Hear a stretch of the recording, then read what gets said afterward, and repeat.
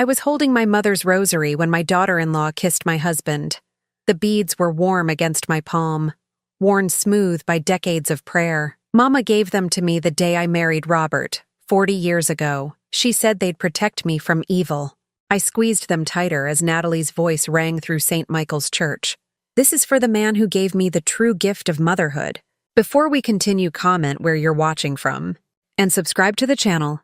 We'd love to see how far our stories are reaching. Everyone turned to look. I thought she meant Marcus, our son, her husband, the father of the baby we were baptizing that crisp October morning in Cleveland. But Natalie walked right past him. She walked straight to Robert, my husband of 40 years, the man who'd promised to love only me until death parted us. She kissed him, not a polite peck on the cheek, a real kiss, lips on lips, her hand on his chest. His hand, I noticed, touching her waist. Just for a second, but I saw it. The church erupted in applause. I stood there like a statue, the rosary cutting into my palm. Around me, 200 guests clapped and smiled. Marcus was smiling too. My son, my only child. The boy I'd carried for 9 months and raised with every ounce of love I had. He was smiling at his wife kissing his father. Father O'Brien cleared his throat from the baptismal font. Baby Ethan started crying. "Well," Robert said, his voice carrying that smooth charm that had won me over 4 decades ago. "I'm honored, Natalie. But Marcus is the real hero here." More applause, more smiles. Natalie returned to Marcus's side, linking her arm through his. She looked at me then, just a glance. Her eyes were bright, almost glittering, triumphant. I looked down at Ethan in his christening gown, the gown I'd spent 3 weeks hand-embroidering. White silk with tiny crosses stitched in silver thread. My fingers had cramped from the work, but I'd wanted it perfect for my first grandchild. Natalie had barely thanked me. "Oh, how quaint," she'd said when I presented it. "Very vintage." The ceremony continued. I heard Father O'Brien's words as if through water. Baptism. Sin, salvation, redemption. All the promises we make about protecting innocent children from the wickedness of the world. I kept thinking about that kiss. The way Robert's hand had moved to Natalie's waist. Natural. Familiar. Like he'd touched her there before. After the ceremony, guests filed into the church hall for the reception. Natalie had insisted on catering from an expensive restaurant downtown. $12,500 for appetizers and champagne. Marcus had argued about the cost, but she'd won. She always won. I helped arrange the gift table, moving mechanically. My hands knew what to do even when my mind was elsewhere. I'd organized dozens of church events over the years. Weddings, funerals, first communions. I knew how to smile and nod and make small talk even when my heart was breaking. "Vivian, dear, what a beautiful ceremony." Mrs. Henderson from the parish council. She'd known me since Marcus was in diapers. "Thank you, Margaret." And that toast Natalie made. So touching. Robert must be so proud to be such a special godfather. Godfather. Robert had insisted on being Ethan's godfather. I'd found it odd. Usually, godparents were friends, siblings, people outside the immediate family. But Natalie had supported the idea enthusiastically. "He's been such a mentor to me," she'd told the priest during the planning meetings. "Like a second father." I watched Robert now across the hall. He was holding Ethan, showing him off to a group of colleagues from the insurance company where he'd worked for 30 years. Natalie stood close beside him, too close. Her hand rested on Robert's arm as she laughed at something he said. Marcus was nowhere near them. He was at the bar, ordering a drink. My phone buzzed in my purse, a text from an unknown number. "Check your coat pocket." I frowned at the screen. Wrong number, probably. But something made me walk to the coat room anyway. My navy blue jacket hung where I'd left it, on the 3rd hook from the door. I reached into the pocket. An envelope. White. Unmarked. Definitely not there when I'd arrived this morning. I looked around. The coat room was empty. From the hall, I could hear the party in full swing. Music. Laughter. The clink of champagne glasses. I opened the envelope. Photographs. 4 of them. Printed on regular copy paper. slightly grainy like they'd been taken from a distance. The first showed Robert and Natalie at a restaurant, not McDonald's or Applebee's, somewhere expensive with white tablecloths and wine glasses. They were leaning toward each other across the table. His hand covered hers. The second photo showed them leaving a hotel. The Riverside Inn. I knew it. A boutique place by the lake where rooms cost $300 a night. Robert had his hand on the small of Natalie's back. She was laughing, looking up at him. The third photo was taken through a car window. Robert's car. His gray Toyota. Natalie was in the passenger seat. He was kissing her, both hands on her face, her hands in his hair. The fourth photo showed them entering an apartment building. The timestamp read 11:43 p.m. The date was 2 years ago, 6 months before Marcus and Natalie got married. 2 years. I stared at the photos until they blurred. My hands started shaking. The rosary fell from my fingers and clattered against the tile floor. 2 years ago, Natalie had been working as a receptionist at Robert's insurance office. That's how she met Marcus. Robert had introduced them at the company Christmas party. "My son needs a good woman," he'd said. "Natalie here is sharp as a tack." Marcus had fallen hard. 3 months later, he'd proposed. Natalie was pregnant within a month of the wedding.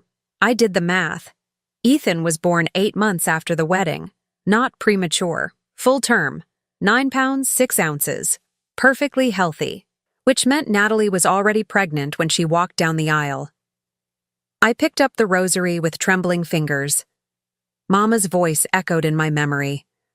"Trust your instincts, Vivian. Women always know when something's wrong. We just don't always want to believe it." From the hall, I heard Robert's laugh. Heard that deep, confident laugh that had made me feel safe for 40 years. I looked at the photos again. At my husband's hands on another woman's body. At the hotel. At the dates. At the lie my entire family was living. I folded the photos carefully and put them back in the envelope. Then I tucked the envelope into my purse, zipped it closed, and walked back to the party. Robert saw me coming. He was still holding Ethan, still standing close to Natalie. "There's my lovely wife," he said, smiling that smile I'd fallen in love with when I was 23. "Come take a picture with your grandson." I walked over. I took my position beside Robert. Natalie handed me Ethan. The baby smelled like powder and milk. Innocent. Perfect. The camera flashed. In that moment, I made a decision. I didn't know who had sent those photos or what they wanted from me, but I knew one thing with absolute certainty. I was going to find out the truth. All of it. No matter how much it hurt, no matter what I had to do, no matter who I had to destroy. I looked at Robert's face as he smiled for another photo. I looked at Natalie, radiant in her designer dress, playing the perfect mother, and I smiled too, because they had no idea what was coming. The Monday after the baptism, I called in sick to the library where I volunteered 3 days a week. I'd never called in sick before. In 5 years, I'd missed exactly 2 shifts, both for funerals. "Take all the time you need," Sharon said on the phone. "You sound terrible." I did sound terrible. I hadn't slept since Saturday night. Every time I closed my eyes, I saw that kiss. Natalie's hand on Robert's chest, his hand on her waist. The way everyone had clapped. Robert left for work at 7:30, same as always. He kissed my forehead on his way out. "You feeling okay? You look tired. Didn't sleep well. Maybe see the doctor. You're not getting any younger, Viv." He said it kindly, but I heard the dismissal underneath. "You're not getting any younger." At 63, I was already being categorized as old, forgettable, ignorable. I waited until his car disappeared down the street. Then I went to his home office. We'd lived in this house for 32 years. A modest colonial in Lakewood, 3 bedrooms, detached garage, small backyard where I'd grown tomatoes every summer since Marcus was 5. The house was paid off. Robert had handled all the finances. "You focus on the home, I'll focus on the money," he'd always said. And I had. Trusted him completely. His office was on the 2nd floor, overlooking the street. Neat desk, filing cabinets, bookshelf full of insurance manuals and mystery novels. Nothing looked suspicious, but I'd learned that appearances meant nothing.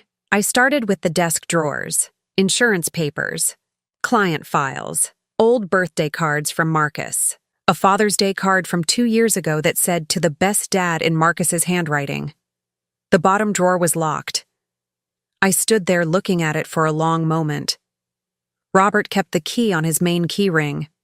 He never left it behind, but I knew where he kept the spare keys. We'd lived together for 40 years. You learn these things. The spare keys were in a metal box in the basement, hidden behind the paint cans. I found the small silver key third from the left. The drawer opened smoothly. Inside were receipts, hundreds of them, stacked in neat bundles, organized by date with rubber bands. The Riverside Inn, $320 per night. 12 different dates over the past 2 years. Giovanni's Restaurant, $156. Dinner for 2, wine included. Tiffany & Cumber, $2,400. One item purchased. Date, 14 months ago. I pulled out my phone and checked my jewelry box through my memory.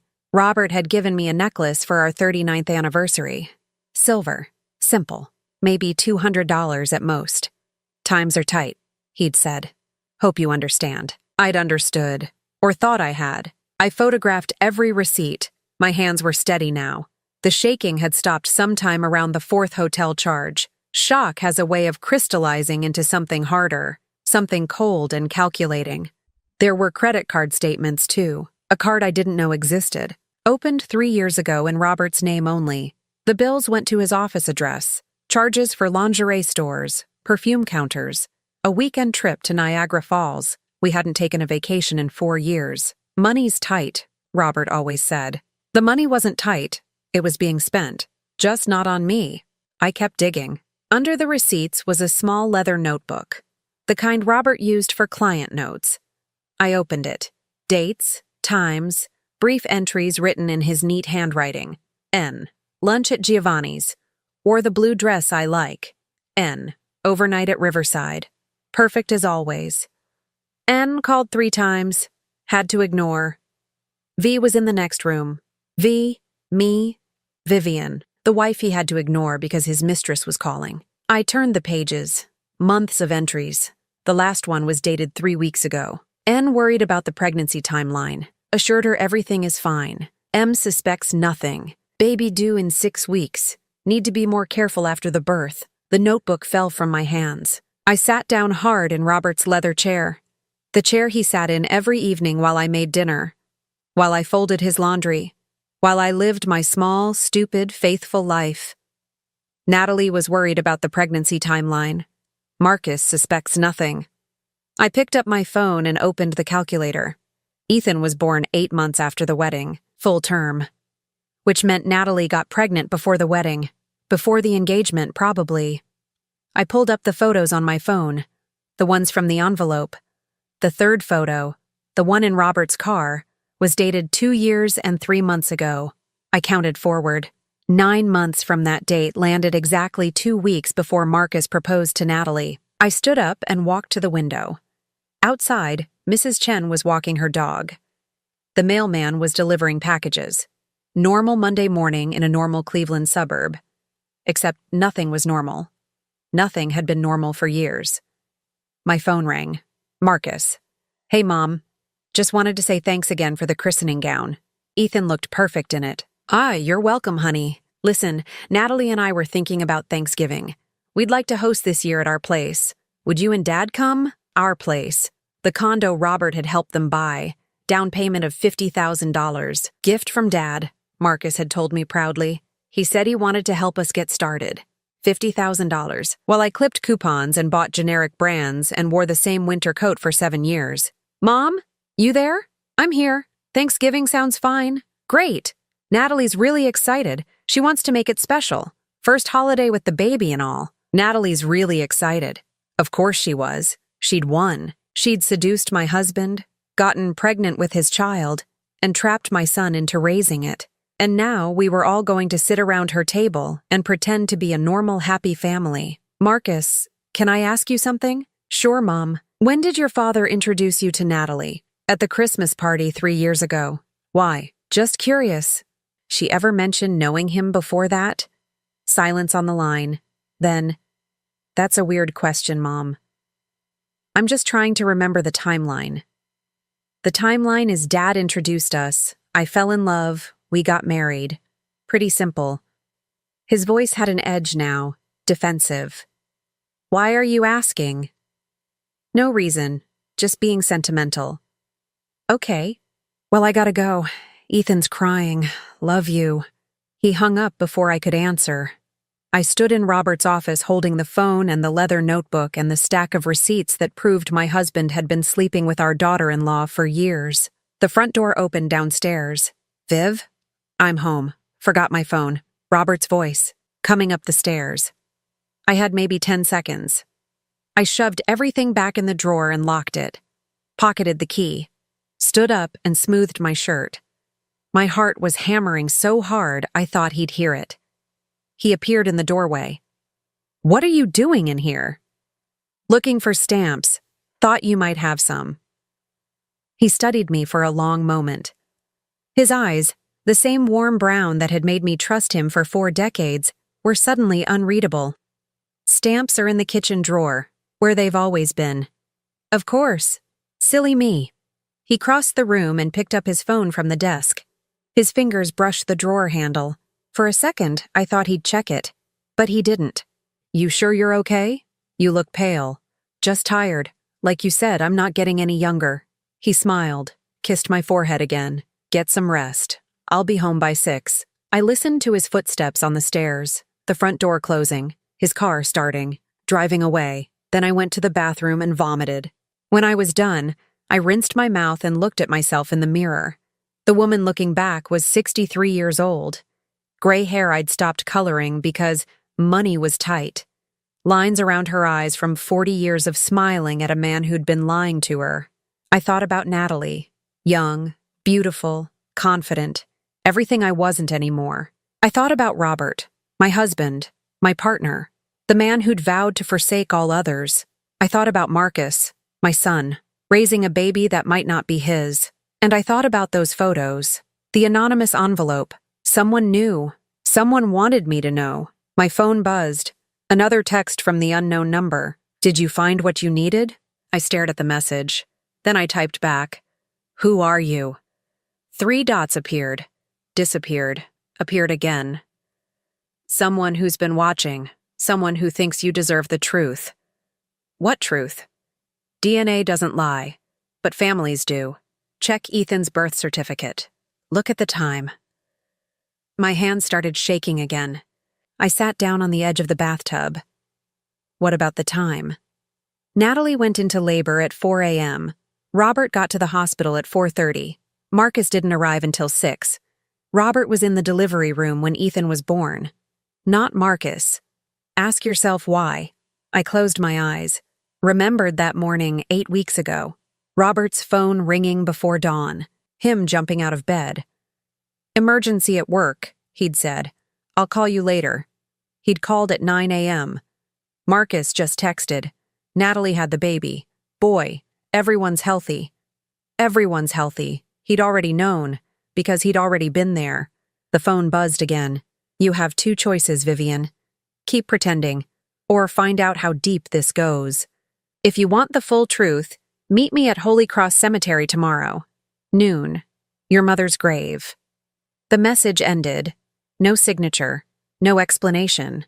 I sat in my bathroom, in the house I'd lived in for 32 years, and realized I'd been living with strangers. My husband was a liar. My daughter-in-law was a monster, and my son was raising a child who might be his half-brother. Tomorrow I would go to the cemetery. I would meet whoever was sending these messages, and I would find out the truth. All of it. No matter what it cost me. Holy Cross Cemetery looked different in November. The trees were bare, skeletal against the gray sky. I stood at my mother's grave holding a bouquet of white chrysanthemums. She'd been dead for 12 years, but I visited every month. Sometimes twice. The headstone read, Eleanor Marie Patterson, beloved mother, 1932-2013. Her faith never wavered. I wished I had her faith now. Mama had believed in the goodness of people, in the sanctity of marriage, in the power of prayer to fix anything. But prayer couldn't fix this. It was 11:55 a.m. I'd been standing here for 20 minutes, watching the entrance. A few other visitors dotted the cemetery. An elderly man placing flowers. A young woman crying at a fresh grave. Normal people with normal grief. My phone buzzed. Turn around. I spun. A woman stood 10 feet behind me. Mid-40s maybe. Dark hair pulled back in a ponytail. Expensive coat. She looked familiar, but I couldn't place her. Who are you? My name is Diana. Diana Mercado. I used to work at your husband's office. I searched my memory. Robert's company held a summer picnic every year. Families invited. I'd gone to maybe half of them over the decades. Diana. Yes, I remembered her now. She'd been there 2 years ago, 3 years ago. Pretty woman. Always professional. Why are you sending me these photos? Diana stepped closer. Her expression was careful, almost sympathetic. Because I know what it's like to be betrayed by someone you trust. And because what they're doing to you, to Marcus, it's wrong. You know Marcus? I know everything, Vivian. I was Robert's assistant for 6 years. I saw things, heard things. I kept my mouth shut because I needed the job. But when Natalie got pregnant, when I realized what they were doing, I couldn't stay quiet anymore. My legs felt weak. Tell me. Diana reached into her purse and pulled out a folder. I made copies before I quit. Thought someone should have the truth. She handed me the folder. Inside were more photos, more receipts, and something else. Medical records. Natalie went to a fertility specialist 18 months before she married Marcus. She was having trouble getting pregnant.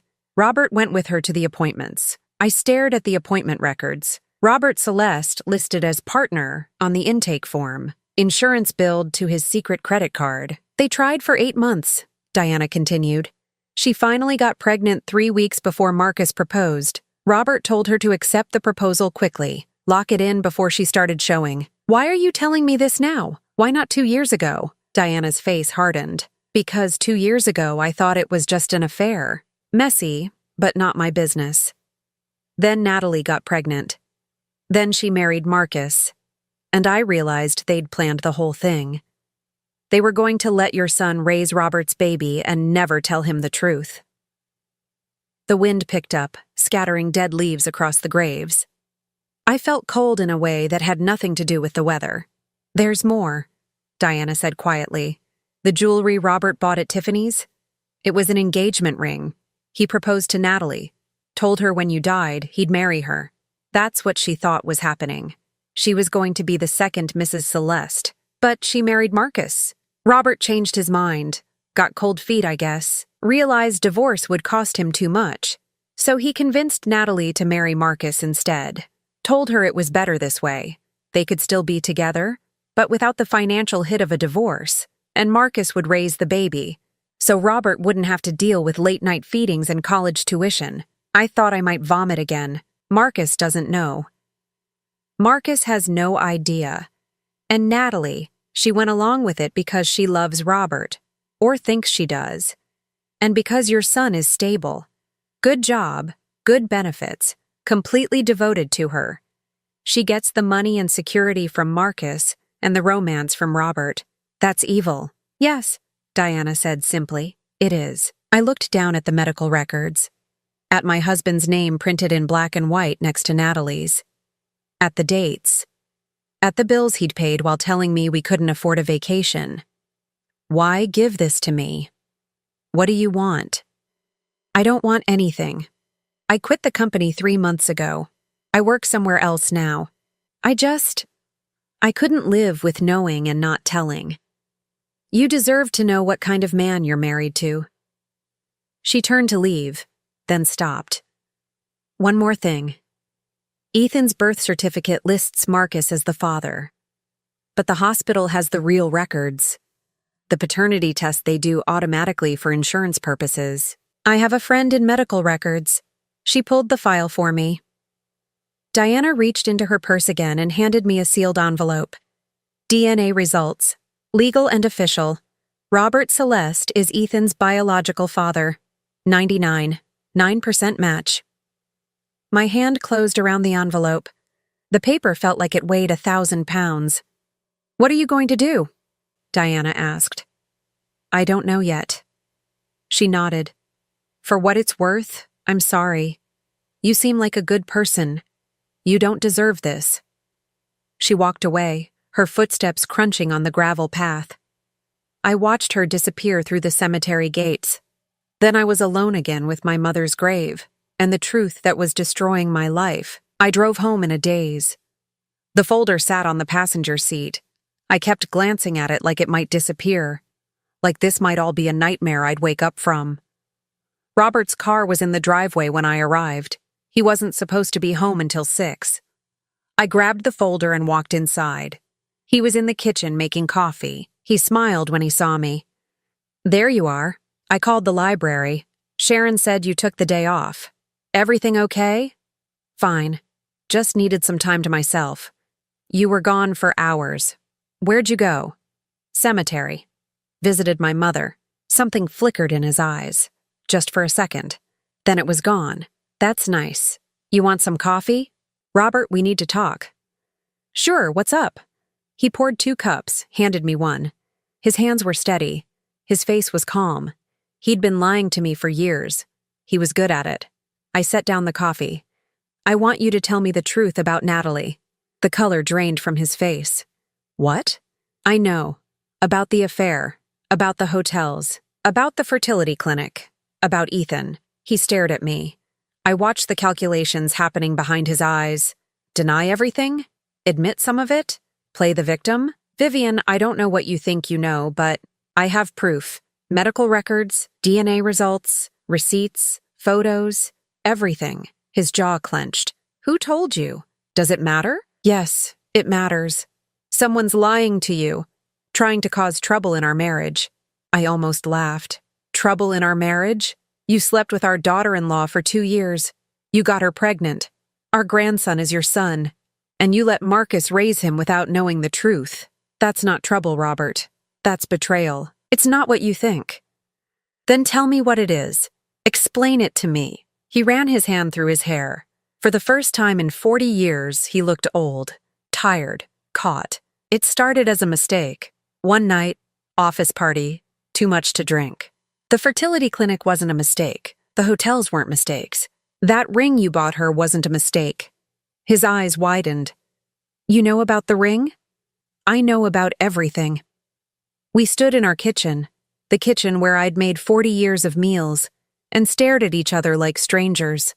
"I never meant to hurt you," he said finally. "But you did. You are. Every single day. Natalie and I, it just happened. She understood me in ways you don't anymore. That hurt worse than anything, the casual cruelty of it. I don't understand you? You're stuck, Viv. You've been the same person for 40 years. Same routines, same clothes, same conversations. Natalie is young, exciting. She makes me feel alive. So you destroyed our family because I bore you?" "I didn't destroy anything. Marcus is happy. The baby's healthy. You're the only one making this into a problem." I stared at him. At this man I'd loved since I was 23. At the father of my child. At the person I'd trusted with my entire life. "Get out. Vivian, be reasonable. Get out of this house. Now. This is my house too. Then I'll leave. But I'm taking this folder. And tomorrow I'm calling a lawyer. And then I'm telling Marcus the truth." Robert's face went white. "You can't tell Marcus. It'll kill him." "No, you killed him. I'm just making sure he knows he's dead." I grabbed my purse and the folder and walked out. I got in my car and drove. I didn't know where I was going. I just drove. My phone rang. Marcus. I answered. "Hi, honey." "Mom, Dad just called. He's upset. He said you accused him of cheating and you're trying to destroy the family." "What's going on?" My heart cracked. "Marcus, I need to talk to you. In person. It's important. Are you losing it? Because honestly, you've been acting weird since the baptism, asking strange questions, being cold to Natalie. Marcus, please listen. No, you listen. I don't know what's gotten into you, but you need to stop. Dad loves you. Natalie's been nothing but kind to you. And you're repaying them by making up crazy accusations?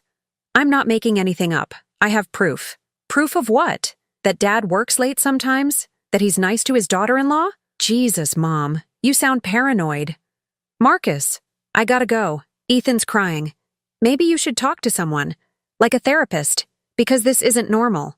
He hung up. I sat in my car in a grocery store parking lot and cried until I couldn't breathe. My son didn't believe me. My husband had chosen his mistress. My family was a lie. My phone buzzed. A text from Natalie. Vivian, Marcus told me about your accusations. I'm sorry you're going through whatever this is, but spreading lies about Robert and me is hurtful and unfair. I think it's best if you don't come to Thanksgiving. You need time to work through your issues. Maybe when you're feeling better, we can talk. She was banning me from Thanksgiving, from seeing my grandson, from my own family, and they all believed her over me. I was 63 years old, sitting alone in a parking lot, holding proof that my entire life was a lie. And nobody would listen. I'd never felt more invisible in my life. I checked into a Holiday Inn off I-90, room 237. $89 a night charged to my own credit card. The first money I'd spent on myself in months that wasn't groceries or gas. The room smelled like industrial cleaner and old carpet. I sat on the bed and spread out Diana's folder. Medical records, photos, receipts, DNA results. Everything I needed to prove the truth. Everything Marcus had refused to believe. I called my bank. The account I'd opened 30 years ago when Marcus was born. My secret account. Robert didn't know about it. Every month, I'd deposited $50 from my library paycheck. Sometimes $100 if I had extra from selling baked goods at church fundraisers. Current balance is $47,832, the automated voice said. $47,000, my escape fund. The money I'd saved in case I ever needed to leave. I'd never imagined I'd actually use it. I made a list on the hotel notepad. Lawyer, private investigator, document, everything. Protect Marcus. Protecting Marcus meant proving the truth in a way he couldn't deny. Medical records might not be enough. He'd say they were faked. DNA results from Diana's friend might not hold up legally. I needed something ironclad. I opened my laptop and searched for private investigators in Cleveland. Dozens of options. I picked one with good reviews and a female owner. Catherine Walsh Investigations. Discreet, professional, thorough. I called the number. A woman answered on the second ring. Walsh Investigations. My name is Vivian Celeste. I need help proving my husband is having an affair with our daughter-in-law, and that our grandson is actually his son. Silence. Then, can you come to my office tomorrow morning? 8 a.m.? I'll be there. I hung up and opened a new browser tab. Divorce lawyers. I needed someone aggressive. Someone who wouldn't let Robert charm his way out of this. Jennifer Park. Family law specialist. Her website showed a woman in her 50s, sharp suit, sharper eyes, protecting women's rights in divorce for 25 years. I sent an email requesting a consultation. Then I lay back on the hotel bed and stared at the ceiling. My phone rang. Robert. I didn't answer. He called 3 more times. Then came the texts. Viv, please come home. We can work this out. You're overreacting. Let me explain. Marcus is worried about you. Don't do this to our family. Our family. The family built on lies. The family where my husband fathered a child with my son's wife, and everyone expected me to stay quiet about it. I turned off my phone. The next morning, I was at Catherine Walsh's office at 7:55 a.m. The office was in a small building in Cleveland Heights. 2nd floor. Simple sign on the door. Catherine was younger than I expected. Maybe 40. Short brown hair. No-nonsense handshake. Tell me everything, she said. I did. The baptism, the kiss, the photos, Diana, the medical records, the confrontation, Marcus's disbelief. I laid out every document on her desk. Catherine studied them carefully. She made notes on a legal pad. When I finished, she looked up. You have good evidence, but you need better. If you want to prove this in court, if you want to protect your son, you need DNA that will hold up legally, not just something from a friend in medical records. How do I get that? We need samples from Robert and from the baby. Then we send them to a certified lab, court-admissible results. But getting the samples legally is tricky. Tell me how. Catherine leaned back in her chair. Hair with root attached, toothbrush, anything with saliva. We can get Robert's easily enough. But the baby? That's harder. You don't have access anymore. I thought about Thanksgiving, about being banned from my grandson, about Natalie's smug text message. What if I get invited back? How would you do that? I apologize. I tell them I was wrong. I was stressed and paranoid. I beg forgiveness. They'll believe it. They want to believe it. Catherine studied me. You can do that? Fake apologizing to people who betrayed you? I've been faking things for 40 years. I can fake a little longer. She smiled. Not a nice smile. A predator's smile. Okay, here's what we do. She outlined the plan. I would apologize to Robert and Marcus, play the confused, stressed-out wife and mother, blame it on menopause or anxiety, whatever they wanted to hear, get invited back into the family. Then, at the next visit, I'd collect DNA samples from both Robert and Ethan. Once we have court-admissible DNA proof, we move fast, Catherine said. File for divorce. Demand full financial disclosure. Make sure Marcus sees the results before Robert can spin it. Your husband will try to manipulate the situation. We can't let him. How much will this cost? My retainer is $5,000. The DNA testing is another $800. If this goes to court, you're looking at $20,000 minimum, maybe more if he fights. I thought about my $47,130, my escape fund, my freedom money. Do it. I wrote her a check for $5,000. She gave me a receipt and a contract. We shook hands. One more thing, Catherine said. Document everything from now on. Every conversation, every text, every interaction. Save it all. If Robert realizes what you're doing, he'll try to destroy evidence. We need backup of everything. I left her office feeling something I hadn't felt in days. Power, control, purpose. My next stop was Jennifer Park's office. Consultation at 11 a.m. Her office was downtown, 10th floor, glass walls, expensive furniture. Jennifer was exactly like her website photo. Sharp, professional, no sympathy, but no judgment either. Ohio is an equitable distribution state, she explained. That means marital assets get divided fairly, not necessarily 50-50. Given your husband's infidelity and the length of your marriage, you're looking at 60 to 70% of everything. How long will it take? If he cooperates, 6 months. If he fights, a year or more. But with the evidence you're gathering, I don't think he'll fight hard. Men like your husband, they don't want public exposure. They want this quiet. I don't want it quiet. Jennifer looked up from her notes. Explain. I want Marcus to know the truth. I want it documented legally. I want Robert to face consequences, not just financially, socially. I want everyone who clapped at that baptism to know what kind of man he is. That's not revenge talking, is it? No, that's protecting my son. If I stay quiet, if I just divorce Robert and disappear, Natalie and Robert win. They keep lying to Marcus. They keep using him. I can't let that happen. Jennifer nodded slowly. Okay, but understand, if you go public with this, it's going to hurt Marcus too. People will talk, judge. His whole world is going to explode. His world is already a lie. Better it explodes now than 20 years from now. All right, let's talk strategy. We spent an hour planning. Jennifer would file for divorce once I had the DNA results. She'd demand full financial disclosure, including Robert's secret credit card. She'd subpoena his company's records. She'd make sure every dollar he'd spent on Natalie was documented and counted in the settlement. And the baby? I asked. What happens with Ethan? That's complicated. Marcus is listed as the legal father. Changing that requires a paternity challenge. Marcus would have to file it himself.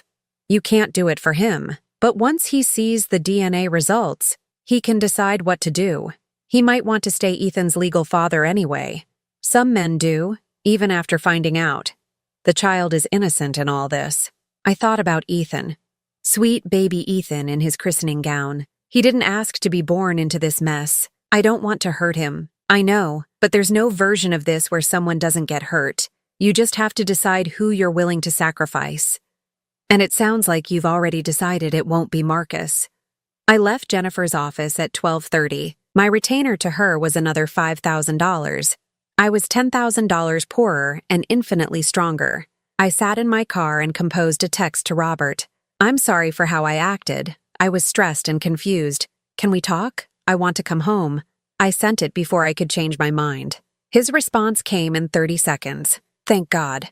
Yes, come home. I love you. I love you. 3 words he'd said 1,000 times. 3 words that used to mean everything. Now they meant nothing. I sent another text. To Marcus. Honey, I'm so sorry. I don't know what came over me.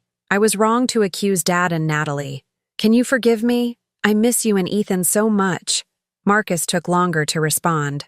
5 minutes. Then, Mom, are you okay? You really scared me. I'm okay now. I think I was just overwhelmed. Can I come to Thanksgiving? I promise I'll behave. Let me talk to Natalie. An hour later, he texted back. Natalie says yes. But Mom, no more accusations. No drama. Just be normal. Be normal. Pretend my husband wasn't sleeping with his wife. Pretend my grandson wasn't my husband's son. Pretend everything was fine. I promise. Thank you, honey. I love you. Love you too. I drove back to the Holiday Inn, room 237. I had 2 weeks until Thanksgiving. 2 weeks to perfect my performance. 2 weeks to prepare for the moment when I'd betray my betrayers. I opened my laptop and created a new folder. Evidence. I uploaded photos of every document Diana had given me. I scanned Robert's receipts from his locked drawer. I saved every text message. Catherine was right. Document everything. My phone buzzed. A text from an unknown number. Not Diana this time. I know what you're planning. Be careful. Robert is dangerous when cornered. He won't let you destroy him without a fight. My blood went cold. Who is this? Someone who's seen what he's capable of. Watch your back. The number disconnected. When I tried to call back, it said the number was no longer in service. I sat on the hotel bed, staring at my phone. Robert is dangerous when cornered. I thought about 40 years of marriage. Robert had never been violent, never raised his hand. But I'd also never challenged him before, never threatened his comfortable life. I didn't know what he was capable of, but I was about to find out. I called Catherine. I got a threatening message, anonymous. Save it, screenshot everything. And Vivian, maybe get a security camera for your car, just in case. You think he'd hurt me? I think men who build elaborate lies for years will do anything to protect those lies. Better safe than sorry. I bought a dash cam at Best Buy that afternoon. Installed it myself in the parking lot. Front and rear cameras. Motion activated. Then I drove home. Robert's car was in the driveway. I sat in my car for a long moment, watching the house. Our house. 32 years of memories. Most of them lies. I grabbed my purse and walked inside. Robert was in the living room. He stood when he saw me. His eyes were red. He looked like he'd been crying. Viv, thank God you're home. He moved to hug me. I let him. His arms felt like a prison. I'm sorry, I whispered into his chest. I'm sorry too. I should have been more understanding. You've been stressed. Stressed. That's what we were calling it. Not betrayed, not destroyed, just stressed. Can we just forget about all this? He asked. Go back to normal? I pulled back and looked at his face. The face I'd loved for 40 years. The face that had lied to me for at least 3. Yes, I said. Let's go back to normal. He smiled, relieved, grateful, completely unaware that normal was over. That night, while Robert slept beside me, I lay awake planning. 2 weeks until Thanksgiving. 2 weeks to collect the evidence that would end my marriage and save my son. 2 weeks until the truth destroyed everything. I was ready. Thanksgiving morning started with the smell of lies and cinnamon rolls. I was baking at 6 a.m. Robert's favorite. Cream cheese frosting, just the way he liked it. I'd been the perfect wife for 2 weeks. Smiling, agreeable, everything he wanted me to be. He came downstairs in his robe, kissed my cheek. Smells amazing. You're really going all out. It's Ethan's first Thanksgiving. I want it to be special. Special. That was the word I'd been using. Special grandson, special family, special day. In my purse, hidden in the lining, were 2 plastic bags. One contained Robert's toothbrush from this morning. The other would hold Ethan's pacifier. Both would go to the lab tomorrow. Both would prove that my husband had fathered my grandson. We arrived at Marcus and Natalie's condo at noon. The place smelled like turkey and expensive candles. Natalie opened the door wearing a designer apron over a cashmere dress. She looked like a Thanksgiving magazine spread. Vivian, so glad you could make it. Her smile was perfect. Her hug was cold. Thank you for having me. I brought rolls. Marcus appeared behind her, holding Ethan. My grandson, my husband's son, 8 weeks old. He had Robert's nose, Robert's eyes. How had I never seen it before? Hey, Mom, come in. I hugged Marcus carefully. He felt stiff, still wary, still not quite trusting me after my breakdown. Robert clapped Marcus on the shoulder. Beautiful place, son. That new furniture? Natalie picked it out. Early Christmas present to ourselves. Early Christmas present. Paid for with what? Robert's money? Marcus's salary? Both?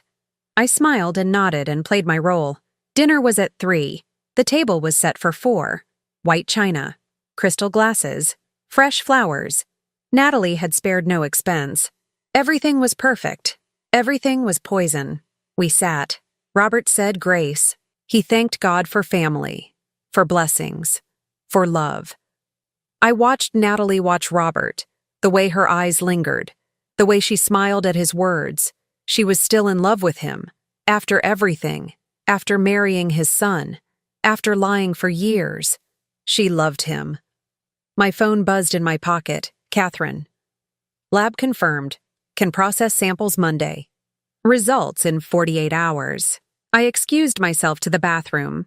Ethan's pacifier was on the changing table, pink and white, covered in drool. I wiped it with a tissue, put it in the plastic bag, sealed it, hid it in my purse. When I returned, Robert was telling a story about his college days, making everyone laugh. He was good at that, making people love him, making them trust him.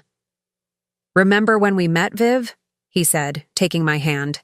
You thought I was too charming, said I was probably a con man. Everyone laughed, including me. I should have trusted my instincts. The laugh died. Natalie's smile froze. Marcus looked confused. What do you mean? Robert asked carefully. I squeezed his hand. Hard. I mean, I'm glad I didn't trust my instincts, because then I wouldn't have 40 years with you. The tension broke. More laughter. But Natalie was watching me now, really watching. After dinner, Marcus suggested we take a family photo. Ethan's first Thanksgiving. We should document it. We gathered in the living room. Robert held Ethan.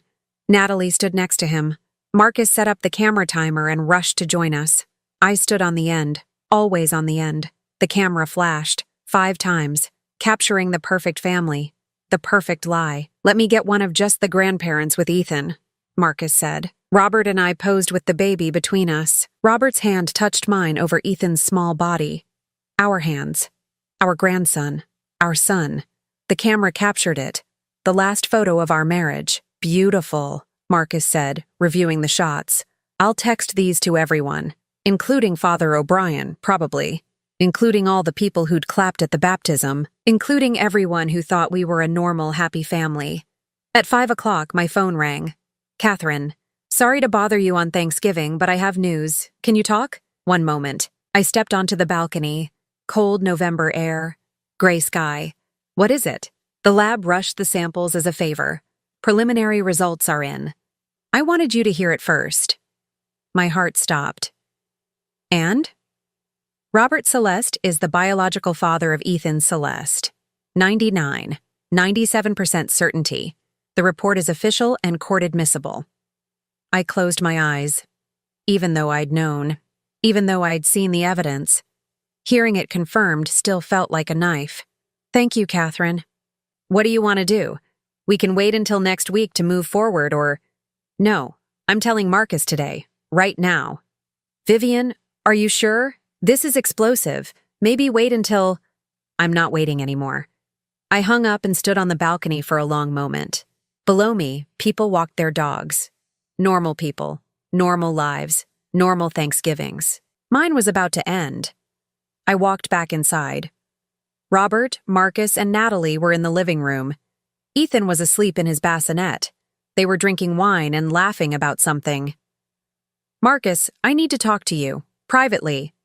Mom, can it wait? We're having a nice time. No, it can't wait. Robert stood. Viv, what's going on? Sit down, Robert. Something in my voice made him obey. Natalie set down her wine glass. Marcus looked between us, confused. Mom, you're scaring me. I pulled out my phone and opened the photos. The ones Diana had given me. The hotel, the restaurant, the car. I handed the phone to Marcus. "What is this?" he asked, scrolling. "That's your father and Natalie.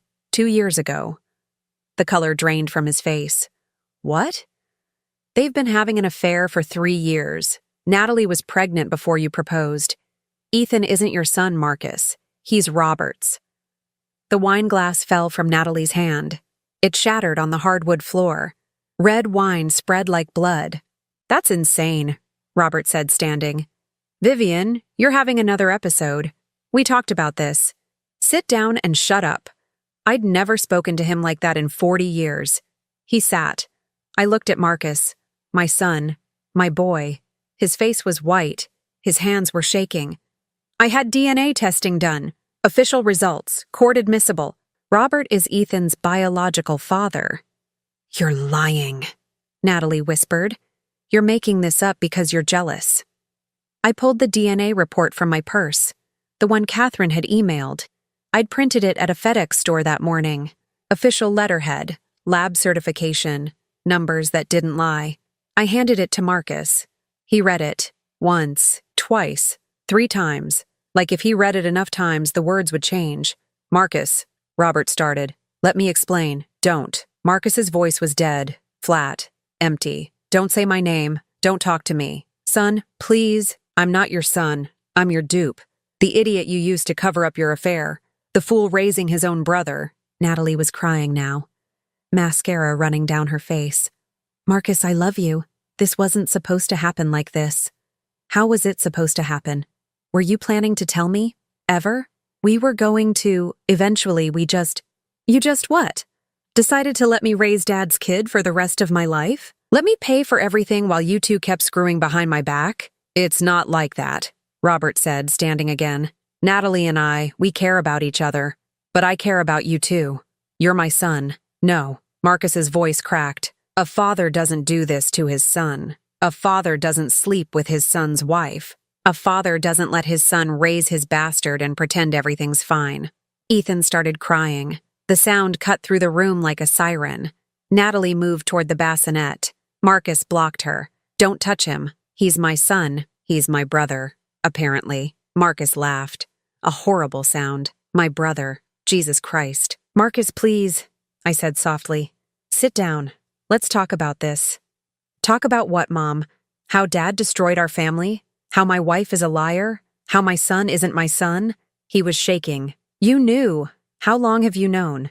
2 weeks. I got the proof 2 weeks ago. I wanted to be sure before I told you." 2 weeks. You've known for 2 weeks and you let me keep living this lie. I was trying to protect you. I was trying to get evidence that you couldn't deny. Because I knew Dad would lie. I knew Natalie would lie. I needed proof you couldn't ignore." Marcus looked at the DNA report again, then at Robert, then at Natalie. "Get out. Marcus!" Natalie reached for him.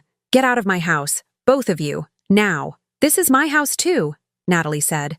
"My name is on the lease. I don't care. Get out or I'm calling the police." Robert held up his hands. "Son, let's all calm down. We can work through this." "Work through this?" Marcus's voice rose. "You slept with my wife. You got her pregnant. You let me name him. Let me get up every night. Let me change diapers and do feedings. You let me fall in love with a baby that's yours, not mine. And you think we can work through this? People make mistakes." "Mistakes? You made a choice. Every day for 3 years you made the choice to betray me." "That's not a mistake, Dad. That's evil." Robert flinched like he'd been slapped. Ethan was crying harder now. Natalie picked him up, rocking him. "Marcus, please. Think about the baby. He needs stability. The baby needs a mother who's not a liar, and a father." He stopped, looked at Robert. "He has a father. It's just not me." "You're listed as the legal father," I said quietly. "You have rights, Marcus. You can decide what you want to do. Keep being his father, or what? Give him to Dad? Let them just take him and play happy family while I what? Watch? Send Christmas cards?" "Or I take him," Robert said. "I'll raise him. Take responsibility. Divorce your mother. Marry Natalie. Make this right."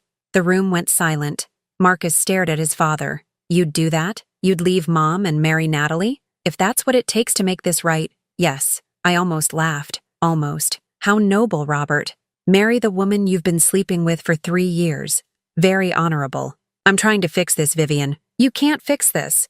You broke it beyond repair. You broke Marcus. You broke this family. And you broke me. Robert's eyes met mine. For the first time, I saw something like remorse there. Real regret. Viv, I'm sorry. I never meant…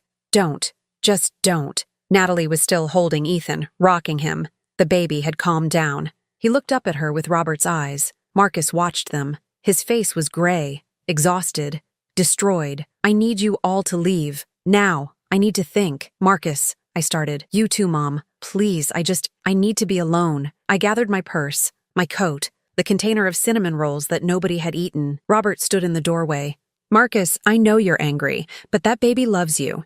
He knows your voice, your face. You're his father in every way that matters. Accept biology, Marcus said flatly. Accept truth. Accept the fact that every time I look at him now, I'll see you. We left. All 3 of us. Robert and I in one car, Natalie in another, holding Ethan. Mascara still streaked down her face. We didn't speak on the drive home. Robert tried twice. I held up my hand both times. Silence. At the house, I went straight to the bedroom and started packing. Robert stood in the doorway. Where are you going? Hotel. Then Catherine's office tomorrow to file divorce papers.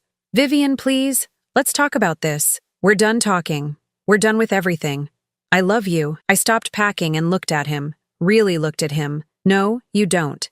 You love yourself. You love the easy life where you had everything. The wife at home. The mistress on the side. The son who asked no questions. You love that. You never loved me. That's not true. Yes, Robert, it is. I zipped my suitcase and walked past him. My phone buzzed as I reached my car. Marcus. Mom, come back. I need you. I drove back to the condo. Marcus opened the door. His eyes were red. I don't know what to do. I held my son while he cried. 40 years ago, I'd held him as a baby. Now I held him as a broken man. We'll figure it out, I whispered. Together, I promise. Outside, it started to snow. The first snow of the season, covering everything in white, clean, pure. But underneath, everything was still broken.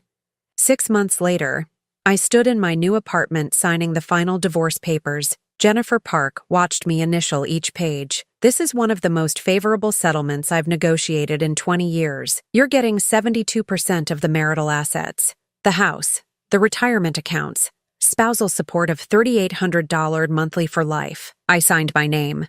Vivian Marie Celeste. Soon to be Vivian Marie Patterson again. My maiden name. The name I'd had before I gave 40 years to a lie. Robert didn't fight it, I said. No, he wanted this quiet. Men like him always do. The apartment was small. 2 bedrooms in Cleveland Heights, hardwood floors, big windows. I'd bought it outright with my settlement money. No mortgage, no ties to Robert, clean break. I'd kept Mama's rosary. The wedding china went to charity. I didn't want anything that reminded me of dinners where I'd smiled at my husband while he planned his next hotel visit with our daughter-in-law. Marcus called every Sunday, sometimes twice a week. He was in therapy. Court ordered after he'd punched Robert at the lawyer's office in January. Broke his nose. Jennifer said it actually helped our case, showed the depth of Robert's betrayal. How are you, honey? I asked when he called that afternoon. Better. Dr. Morrison says I'm making progress. Dr. Morrison was his therapist, a woman in her 50s who specialized in family trauma. She'd been the one to help Marcus make his decision about Ethan. And Ethan? Good. He's walking now. Well, stumbling. He fell into the coffee table yesterday, got a bruise on his forehead. Marcus had kept him, legally changed his own last name to Patterson, same as me, filed papers to establish himself as Ethan's father regardless of biology. I've been his dad since birth, he'd told the judge. That doesn't change because of DNA. Robert had visitation rights, every other weekend, supervised for the first 6 months. Marcus didn't trust him alone with Ethan. Didn't trust him, period. Natalie was gone. She'd left Cleveland 2 weeks after Thanksgiving. moved back to Columbus where her parents lived. Marcus filed for divorce in December. She didn't contest it. Signed everything. Left with nothing but her clothes and her shame. She'd called me once. In January. 2 a.m. Drunk. "I'm sorry, Vivian. I never meant to hurt Marcus. But you meant to hurt me." Silence. Then, "You were just in the way." I'd hung up, blocked the number. I'd heard through Marcus that she was working as a receptionist again, living with her parents, posting inspirational quotes on social media about starting over and learning from mistakes. She had no custody rights. She'd signed them away, too ashamed to fight. Or maybe just tired of pretending to be a mother when she'd only ever wanted to be Robert's wife. Robert lived alone now in our old house, the house I'd cleaned for 32 years. He'd offered to sell it, split the proceeds. I'd said no. "You keep it. Live with your choices." Marcus said he looked older now. Gray. Thin. He'd retired early from the insurance company. Medical reasons, they'd announced. But everyone knew. Diana had made sure of that. She'd sent anonymous emails to the entire company. Robert's affair with the young receptionist, the baby, the betrayal of his own son. His reputation was destroyed. His marriage was over. His son wouldn't speak to him except about Ethan's schedule. And every other weekend he got 2 days with the grandson who should have been his son, supervised by a court-appointed monitor who documented everything. That was the revenge I'd wanted. Not violence, not drama, just truth. Just consequences. I finished signing the papers and handed them to Jennifer. "What happens now? These get filed. In 30 days, your divorce is final. You're free. Free." I'd been married since I was 23. For 40 years, I'd been Robert's wife, Robert's partner, Robert's fool. Now I was just Vivian. I drove to Holy Cross Cemetery after leaving Jennifer's office. Mama's grave looked the same. I placed fresh flowers at the headstone. "I left him, Mama, like you told me to if he ever betrayed me. Took me 40 years, but I finally listened." The wind rustled through the bare trees. April in Cleveland. Still cold, but spring was coming. My phone buzzed. "Marcus. Mom, can you come over? Ethan wants to show you something." I drove to Marcus's new place, a small house in Lakewood. 3 bedrooms, fenced yard. He'd bought it with the settlement money from Natalie. Started over completely. Ethan met me at the door. 16 months old, walking steadily now. He had Robert's eyes, but when he smiled, I saw Marcus, the man who'd raised him, loved him, chosen him. "Gamma." He threw his arms around my legs. "Hi, sweet boy." Marcus appeared behind him. He looked healthier than he had at Thanksgiving. Color in his face. Weight back on. The therapy was working. "Show Grandma what you learned," Marcus said. Ethan toddled to his toy box, pulled out a book, brought it to me. "Read?" I sat on the floor and pulled him into my lap. The book was about a family of bears. Mama bear, Papa bear, baby bear. Simple, innocent. Ethan pointed at Papa bear. "Dada." "That's right, Dada." He didn't point at Grandpa bear. There was no grandpa in this book. We'd chosen it carefully. After the story, Marcus made coffee. We sat at his kitchen table while Ethan played with blocks. "Dad called yesterday," Marcus said. "Wants to take Ethan to the zoo next month. His supervised visits end next week." "What did you say?" I said I'd think about it. He stared into his coffee. "Dr. Morrison says I need to decide if I want Ethan to have a relationship with Robert or not. That it's my choice. He's my son legally now." "What do you want?" "I want my dad back. The one I thought I had. The one who taught me to ride a bike and helped with homework and came to my baseball games. But that dad never existed. He was always this person. I just didn't know it." I reached across the table and took his hand. "You're a better father than Robert ever was. Ethan's lucky to have you." Some days I look at him and I see Dad. The eyes, the nose. And I wonder if I'm doing the right thing. If I should just let Robert take him. "Do you want to let him go?" "No. God, no. He's my son. I don't care what the DNA says." "Then you're doing the right thing." We sat in silence. Ethan stacked blocks, knocked them down, laughed at the crash. "You seem happy, Mom." Lighter. "I am. Is that wrong? Should I feel guilty? For leaving a man who betrayed you for 3 years? No, you should feel free. Free." That word again. I left Marcus's house at sunset, drove through Cleveland as the streetlights came on, past the library where I used to volunteer, past St. Michael's where Ethan was baptized, past the house on Lakewood where I'd lived for 32 years. Robert's car was in the driveway, lights on in the living room. I wondered if he was alone, if he regretted it, if he understood what he'd lost. I didn't stop, didn't slow down, just drove past. My apartment was quiet when I got home. I made tea, sat by the window. Below me, people walked dogs, couples held hands, normal life. My phone buzzed. Unknown number. My heart jumped. More threats? I opened the message. Hi, Vivian. It's Diana.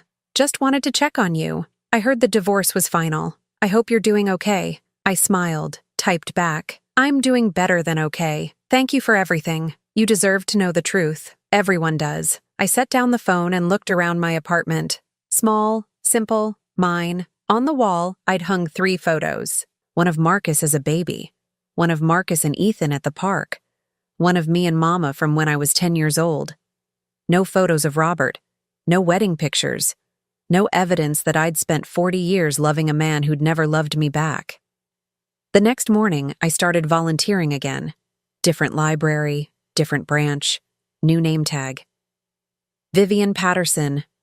The head librarian was a woman my age named Carol. She had kind eyes and a firm handshake. Welcome to the team. Have you worked in libraries before? A long time ago, I'm starting over. She smiled. Good for you. It's never too late to start over. I spent the day shelving books and helping patrons find what they needed. Simple work. Honest work.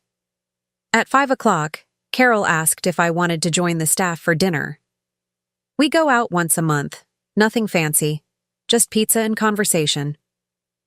I almost said no. Old habits. Robert never liked me going out without him. Too busy. Too much trouble. But Robert was gone now. I'd love to.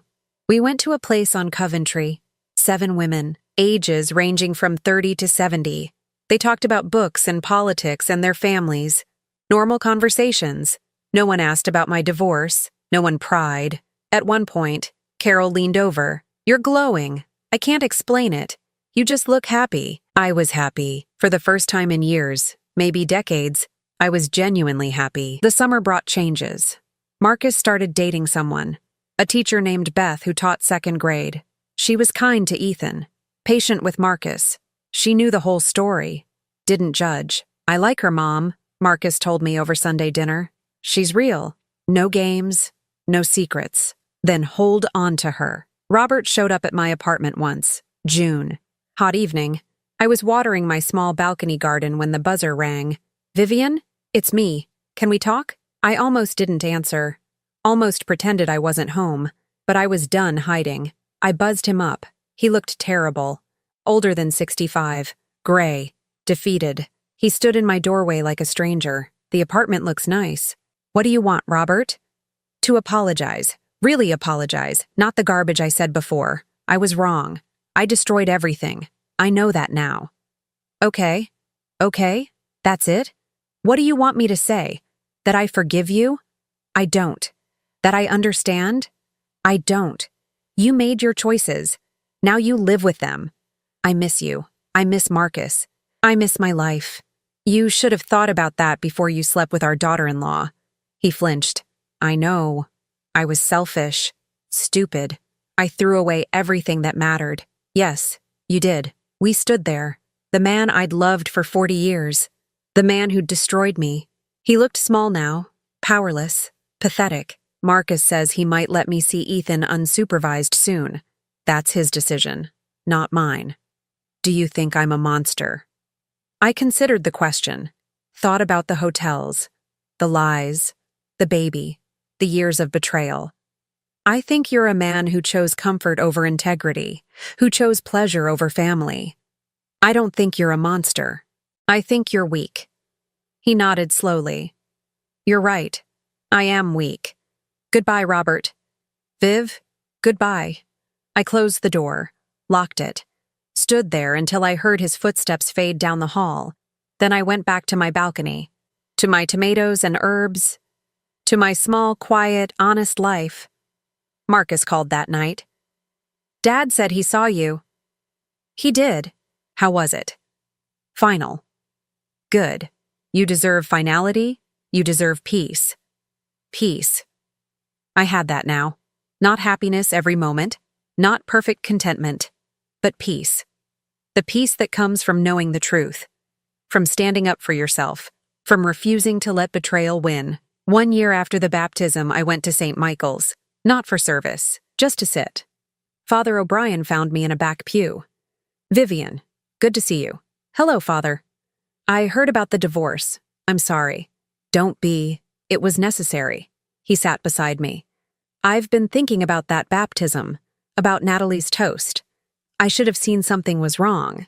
Should have said something. You couldn't have known. Maybe. But I knew Robert, knew the family. Something felt off that day. I ignored my instincts. We all did, Father. We all wanted to believe the lie was real. He nodded. How's Marcus? Healing. He's a good father to Ethan. And you? I'm free. Father O'Brien smiled. That's the best outcome of all. I left the church feeling lighter, the rosary in my pocket, Mama's voice in my head. Her faith never wavered. Mine had wavered, broken, shattered, but I'd built something new from the pieces. Not faith in people, not faith in marriage, just faith in truth, in consequences, in the idea that lies eventually collapse under their own weight. Robert lost everything. Natalie lost everything. And I found myself. That was the revenge. That was the victory. Not their destruction. My liberation. I walked home through Cleveland in the late afternoon sun, past families and couples and people living their lives. I was 64 years old, starting over, building something real. And for the first time in 40 years, I was exactly who I wanted to be. Just Vivian, finally free. My name is Margaret Torres. I'm 62 years old, and until July 15th, 2024, I believed family was sacred. Before we continue, comment where you're watching from and subscribe to the channel. We'd love to see how far our stories are reaching. The picnic was Ashley's idea. She called on Thursday with that sweet voice I hadn't yet learned to distrust. Mom, how about a family day at Fairmount Park? It's been so long since we all got together. I should have been suspicious. Ashley never called me Mom, unless she wanted something, but I was too tired to think straight. 3 shifts as a nurse for 30 years leave marks no retirement can erase. My right shoulder aches when it's going to rain. My left hand trembles when I hold heavy things. I arrived at the park at 11 on Saturday morning. The smell of grilled meat already filled the air, mixed with wet grass and cheap sunscreen. Kevin, my only biological son, was standing by the barbecue with that distant smile I'd been seeing more and more lately. 37 years old, and he still couldn't look me in the eye when something was wrong. Clara arrived 10 minutes after me. My adopted daughter, 34, wearing her paramedic uniform because she'd just finished a night shift. Her eyes were red from exhaustion, but she hugged me tight like she always did. Mom, you didn't have to come if you're tired, she whispered in my ear. I wanted to see my kids, I lied. Truth was, I'd been feeling invisible for months. Kevin barely called anymore. Ashley only texted when she needed something. This picnic felt like a last chance to pretend we were still a family.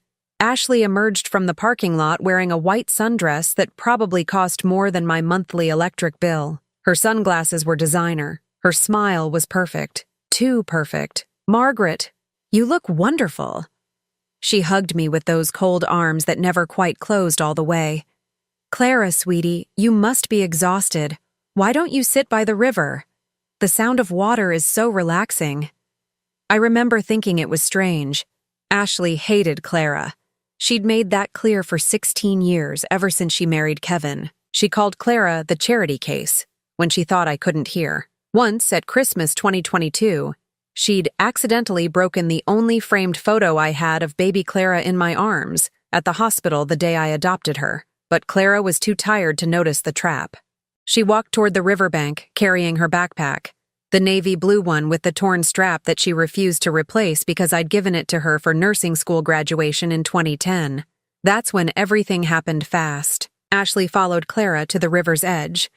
Kevin stayed at the grill, frozen. I was pulling paper plates from a bag when I heard the splash. Not a playful splash, a desperate one. I turned just in time to see Clara's arms flailing in the muddy water of the Santa Ana River.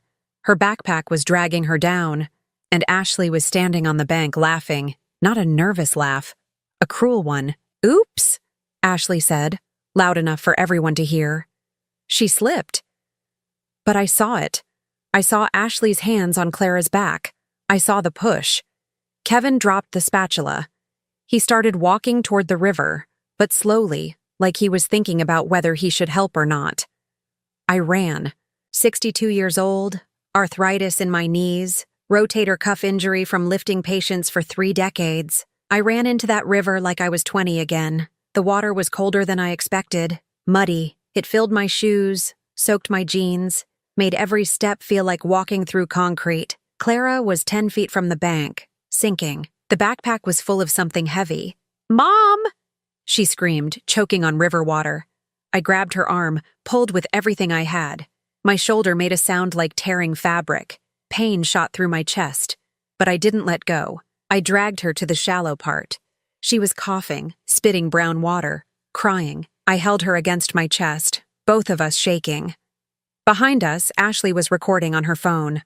"Oh my God, that was so scary," she said into the camera, her voice dripping with fake concern. "Poor Clara just slipped. Good thing Margaret was here to save her." Kevin finally reached us. He didn't help. He just stood there, dripping, looking at his wife like he was waiting for instructions. "You pushed her," I said. My voice didn't sound like mine. It sounded like something breaking.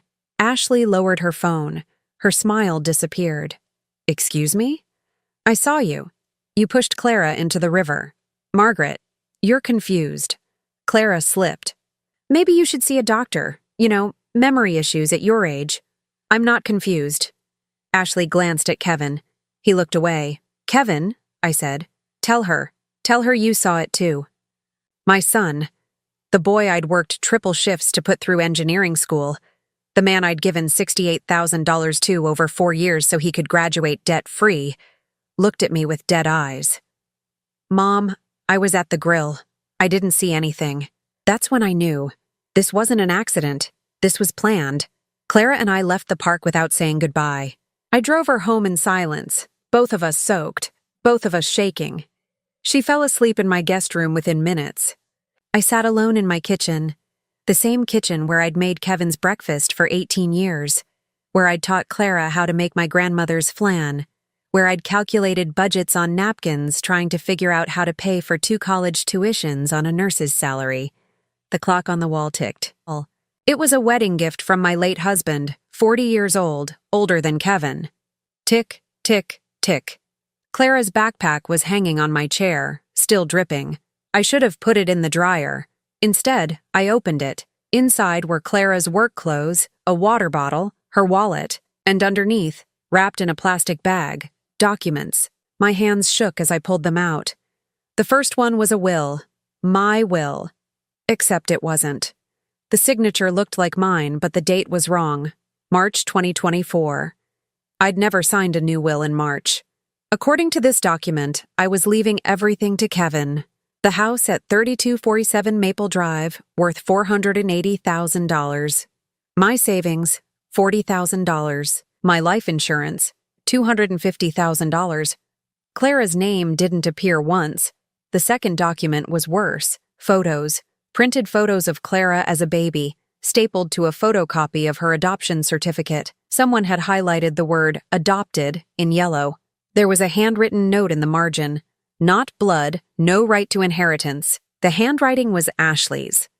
I sat there for an hour, staring at those papers, feeling my entire world collapse into something small and cold and true.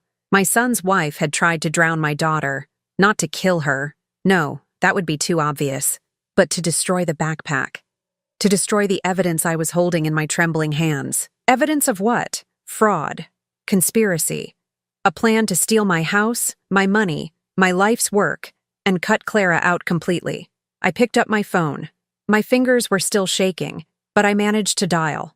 Ray answered on the second ring. My older brother, 65, retired cop. The only person in my family I'd ever truly trusted. Maggie? It's 11 at night. You okay? I looked at the papers spread across my kitchen table, at the forged signature, at the highlighted word, adopted, at my life reduced to assets to be divided. Ray, I said, do what we planned 10 years ago. There was a long silence. Then I heard him exhale slowly. You sure? I'm sure. It's going to get ugly. It already is. Okay, sis. I'll make the calls tomorrow morning. I hung up. Outside, rain started falling. My shoulder was throbbing. The clock kept ticking. I thought about Kevin as a little boy, 3 years old, crying in my arms the night his baby sister died during childbirth. I thought about how I'd promised him he'd never be alone, how I'd adopted Clara, his biological sister's daughter, so he'd have family. I thought about how I'd sold my wedding ring in 1993 to pay for his emergency appendectomy, how I'd worked 70-hour weeks so he could go to college, how I'd believed stupidly that sacrifice equaled love. The documents were still wet. Ink was bleeding on some pages, but I could read enough. Tomorrow, Ray would reopen the file he'd closed in 2015. The file on Kevin's money laundering operation with his business partners. The file I'd begged him to archive because I couldn't stand the thought of my son going to prison. Tomorrow, Kevin would learn what happens when you mistake kindness for weakness. Tomorrow, the water would rise. But tonight, I sat alone in my kitchen, listening to rain and clock ticks, and the sound of my own heart breaking in a language I was finally learning to speak. The language of goodbye. Ray showed up at 7 in the morning with 2 boxes of files and a face I hadn't seen in 10 years. The cop face. Cold. Methodical. Coffee? I asked. Already had 3. Let's work. We spread the documents across my dining table. The forged will. The adoption certificate with Ashley's handwriting. The photos from Clara's backpack. Ray pulled out his own folder, thicker than mine, held together with rubber bands that looked older than Kevin. This is everything from 2015, he said. Kevin's real estate deals with Marcus Lowe and 2 other partners. They were flipping houses that didn't exist. Fake titles, fake inspections, real buyers. Made $340,000 before I caught wind of it. My stomach turned. How much did Kevin make? About $87,000. He stopped when I started asking questions. That's when you begged me to drop it. I remembered that conversation. Kevin had been 28, newly married, panicking. He'd cried in my living room, swearing it was a mistake, that he'd been desperate, that he'd never do it again. I'd believed him because I was his mother, because that's what mothers do. Who's Marcus Lowe? I asked. Ray tapped one of the documents from Clara's backpack. The lawyer who notarized your fake will. Same guy from 2015. He never stopped working with Kevin. The room tilted slightly. I gripped the table. There's more, Ray said. He pulled out a bank statement with my name on it. Joint account with Kevin. The emergency fund I'd set up in case he ever needed help. Balance. 127 O's. It had $12,000 last month, I whispered. Kevin emptied it on June 3rd. Cash withdrawal. I stared at that number. $127. Kevin had taken almost $12,000 from our joint account and left me enough for maybe 2 weeks of groceries. Maggie, you need to close that account today, and we need to move fast. If Ashley's planning what I think she's planning. The doorbell rang. Through the window, I saw Kevin's car in my driveway. Ashley was with him, and behind them, a black sedan I didn't recognize. Don't answer, Ray said. The doorbell rang again. Then Kevin's voice. Mom, I know you're home. We need to talk. I opened the door. Kevin looked terrible. Dark circles under his eyes, wrinkled shirt, stubble. Ashley looked perfect. Hair in a tight bun, navy suit carrying a leather briefcase. The man from the black sedan stepped forward. Mid-50s, gray suit, shark smile. Mrs. Torres, I'm Dr. Harold Vincent, elder care specialist. Your son has asked me to evaluate your current living situation. I didn't ask for an evaluation. Margaret, Ashley said, her voice syrupy, we're worried about you. Yesterday at the park, you made very serious accusations. You seemed confused, disoriented.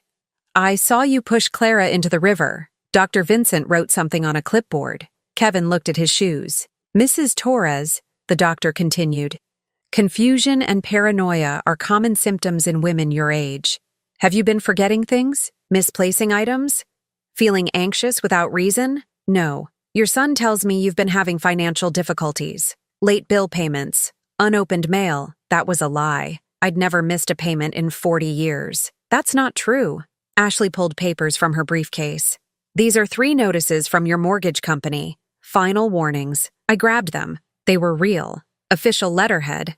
My address. Threatening foreclosure for non-payment. 3 months overdue. I paid those, I said. My voice cracked. I paid them online in April, May, June. Ray stepped into the doorway. Let me see those.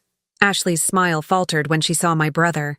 Ray had arrested half the con artists in Riverside County during his 30 years on the force. His reputation preceded him. Raymond, she said, this is a family matter. I'm family. Ray took the notices, examined them under the porch light. These are fake. Wrong font on the letterhead. Account number doesn't match Margaret's actual mortgage. Dr. Vincent cleared his throat. Regardless of the mortgage situation, I'm still concerned about Mrs. Torres's mental state. The paranoid accusations, the confusion. She's not confused, Ray said. She's being defrauded. Kevin finally spoke. Uncle Ray, please. We're trying to help Mom. She's getting older. Living alone in this big house. What if she falls? What if she has a medical emergency? I'm 62, not 90. Ashley moved closer, lowered her voice like we were having an intimate conversation instead of a home invasion. Margaret, honey, we found a beautiful assisted living facility in Corona. It has 24-hour care, activities, meal plans.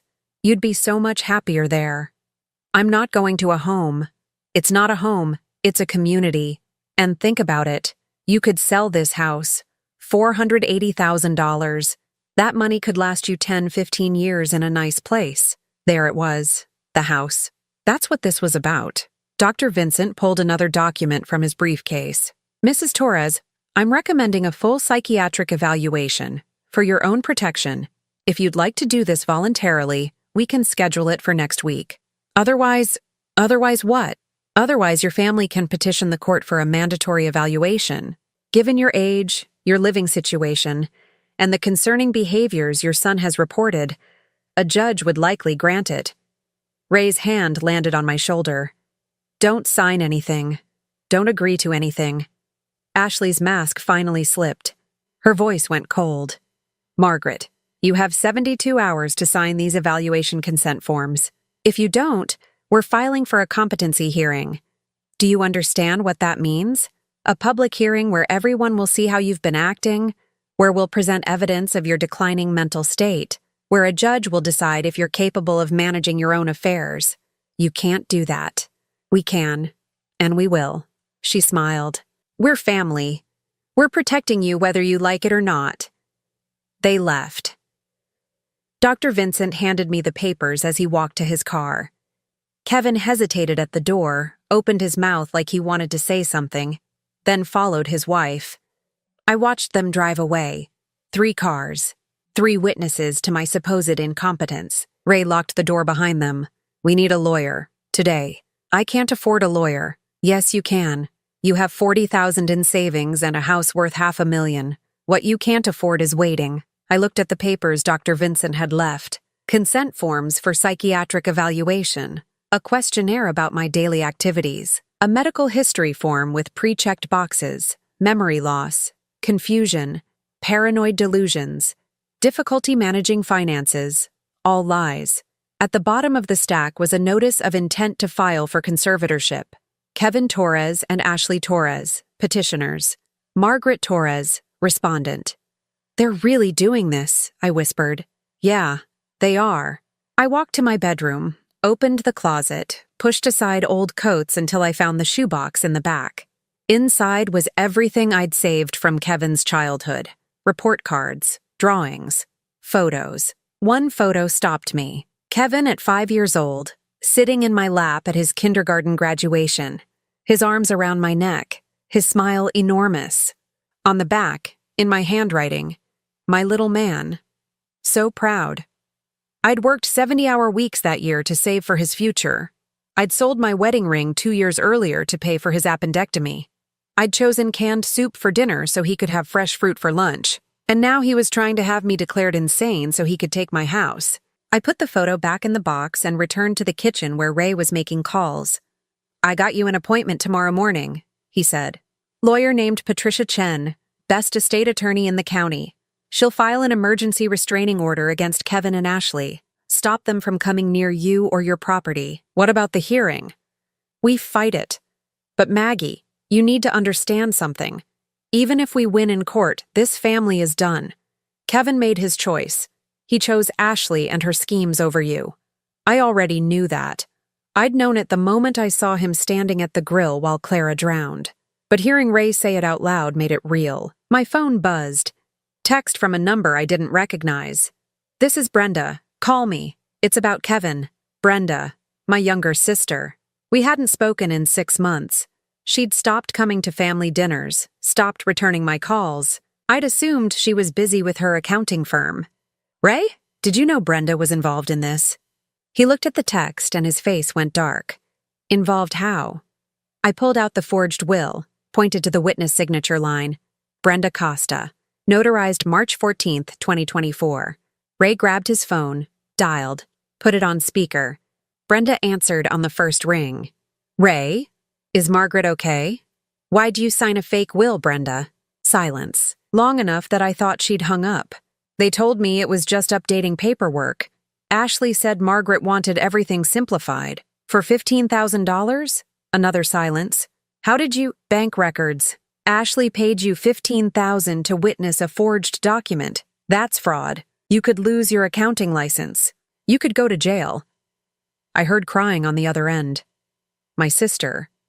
Crying because she'd been caught, not because she was sorry. "Brenda," I said. "Why?" "Because you always had everything, Maggie. The house, the career, the kids who loved you. I have a condo and a job I hate. When Ashley offered me money, I thought it was just paperwork. I didn't know they were trying to steal from you." "You knew?" Ray said. "You've known Margaret's signature for 60 years. You knew this was fraud." The crying got louder. "I'm sorry. I'm so sorry." Ray hung up. We sat in silence. The clock ticked. 72 hours until I had to decide. Sign the evaluation forms and give them ammunition, or refuse and face a public hearing where my own family would try to prove I was senile. "Ray," I said, "when you make those calls to the FBI tomorrow about Kevin's money laundering, make sure they know about Brenda too." My brother smiled. It wasn't a kind smile. Already planning on it. Outside, it started to rain. The lawyer's office smelled like lemon polish and desperation. Patricia Chen was 45, sharp-eyed, wearing a gray suit that cost more than my monthly pension.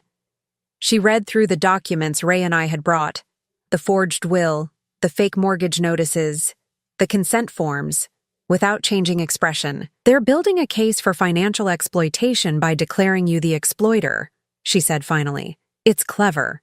Twisted, but clever." "Can you stop the hearing?" I asked. "I can delay it. Maybe get it dismissed if we prove fraud fast enough. But Mrs. Torres, you need to understand something.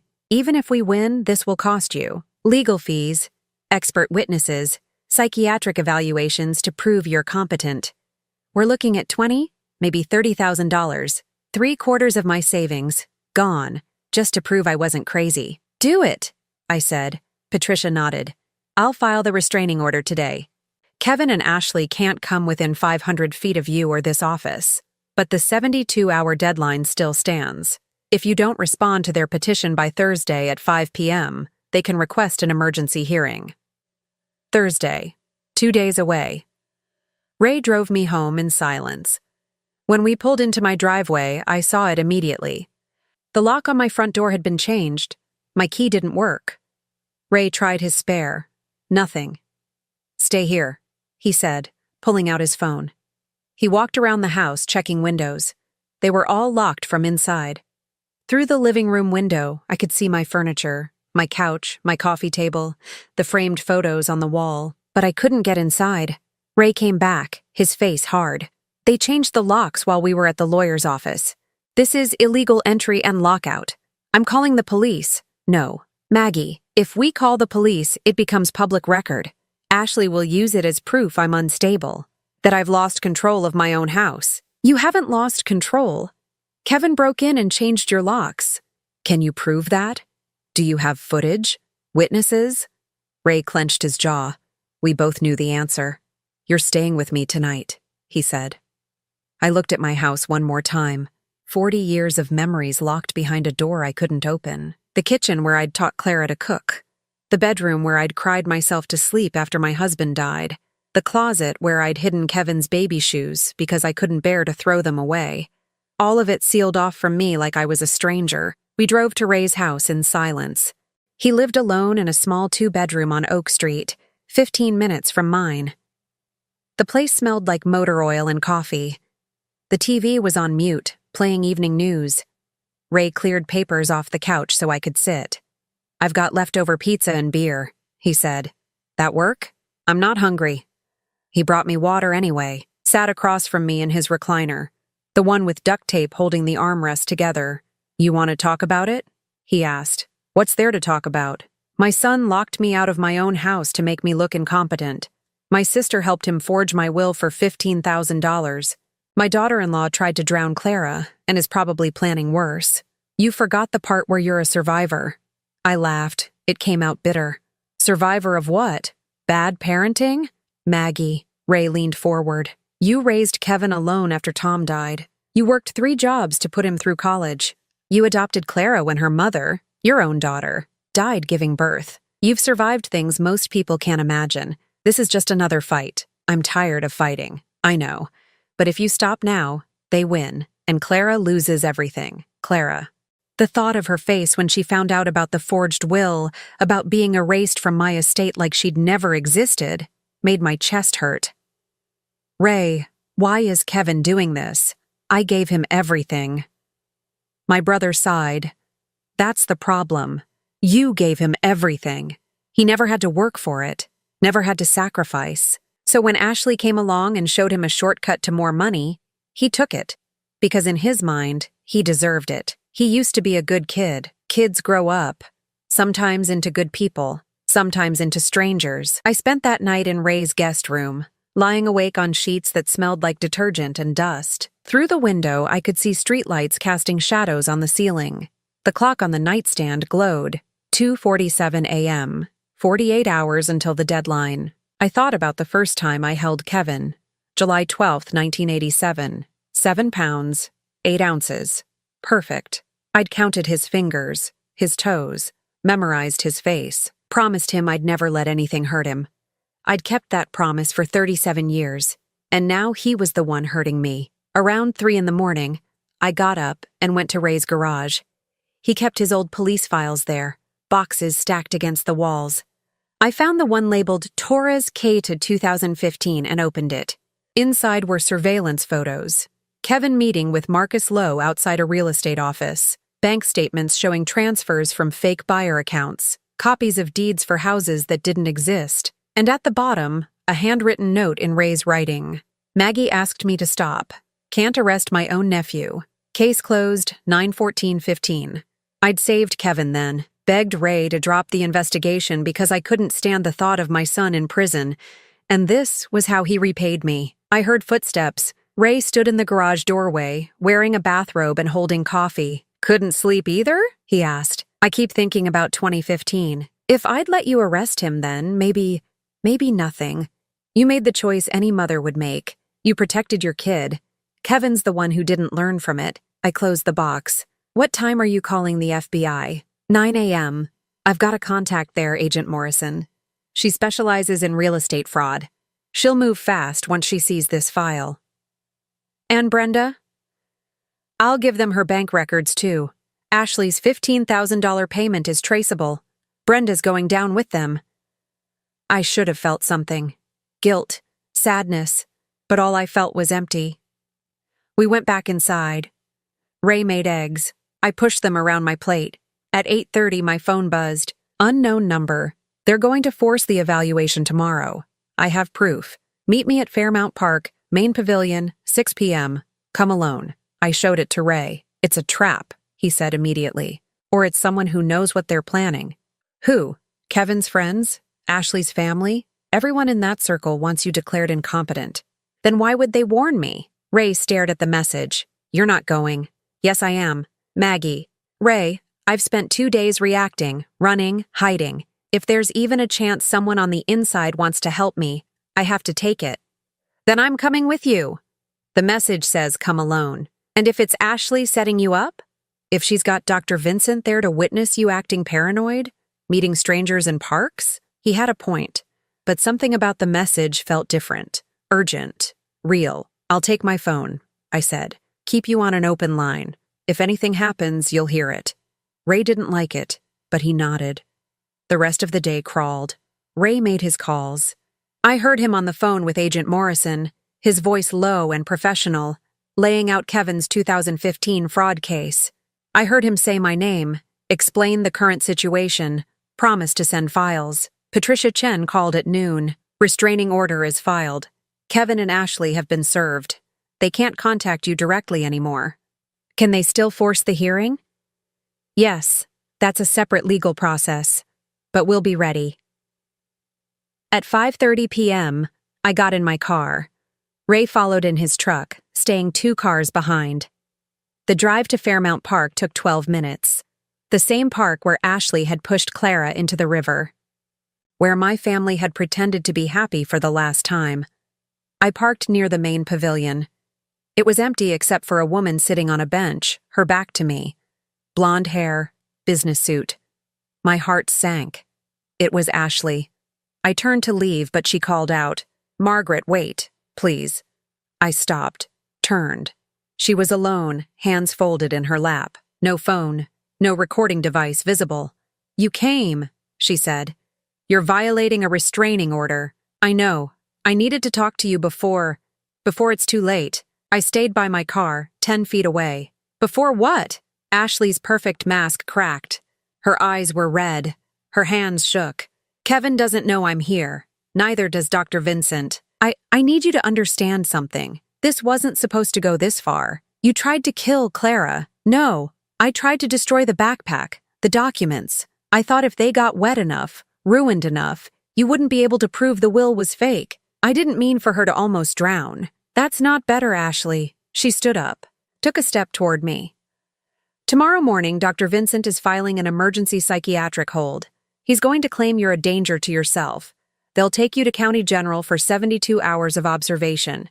During that time, Kevin will petition for emergency conservatorship. By the time you get out, he'll control everything." My blood went cold. "How do you know this?" "Because I helped plan it. But Margaret, I can't do this anymore. Kevin's talking about selling your house before you even get out of the hospital. He wants to take the money and disappear. Leave me with nothing." There it was. She wasn't confessing out of guilt. She was confessing because Kevin had betrayed her too. "Why are you telling me this?" I asked. Ashley pulled an envelope from her purse. "This is every email between me and Marcus Lowe. Every bank transfer. Every forged document. Everything you need to prove fraud. Take it to your lawyer. Destroy Kevin before he destroys both of us." She held it out. I didn't move. "If you're trying to set me up, I'm trying to save myself. Kevin promised me half of everything. Now he's planning to divorce me once the money's secured. I'm not going down alone." I took the envelope. Inside were printouts, dozens of pages, emails, bank transfers, text messages. "Why didn't you just turn this over to the police?" I asked. "Because I'm on those emails too. I'm guilty too. But if you use them in civil court, in the conservatorship hearing, you can stop Kevin without me going to prison. I disappear. You keep your house. Everyone wins. Except Kevin. Kevin made his choice." Her voice went flat, cold. "He used both of us. Now he pays." She walked toward the parking lot without looking back. I stood there holding the envelope, watching her drive away in her white Mercedes. My phone rang. "Ray, did you get it?" he asked. "You sent her?" "I've been watching Kevin's accounts. Saw transfers to a hotel in Ashley's name. Separate credit card. She was planning to run. I called her this morning, told her she could save herself or go down with Kevin. She chose herself. So this is real? The emails? Patricia Chen's reviewing them now. If they're legitimate, we've got everything we need. I looked at the envelope. At the sunset over the river where Clara had almost drowned. At the pavilion where my family had eaten its last meal together. Ray, I said, tomorrow morning when they come for me, I want you to let them take me. What? No, Maggie, I want them to think they've won, just for a few hours. And then I want you to destroy them. My brother was silent for a long moment. Then he laughed, dark, satisfied. Now you're thinking like a Torres. I drove home to Ray's house. The deadline was 18 hours away, but I wasn't running anymore. They came for me at 7:15 a.m. Dr. Vincent arrived in an unmarked white van with 2 paramedics I didn't recognize. Kevin stood behind them on Ray's front lawn, hands in his pockets, looking at the ground. Ray opened the door before they could knock. Margaret Torres? Dr. Vincent asked, holding up papers. I have an emergency psychiatric hold order signed by Judge Morrison. You're being transported to County General for evaluation. On what grounds? Ray asked. Danger to self. Mrs.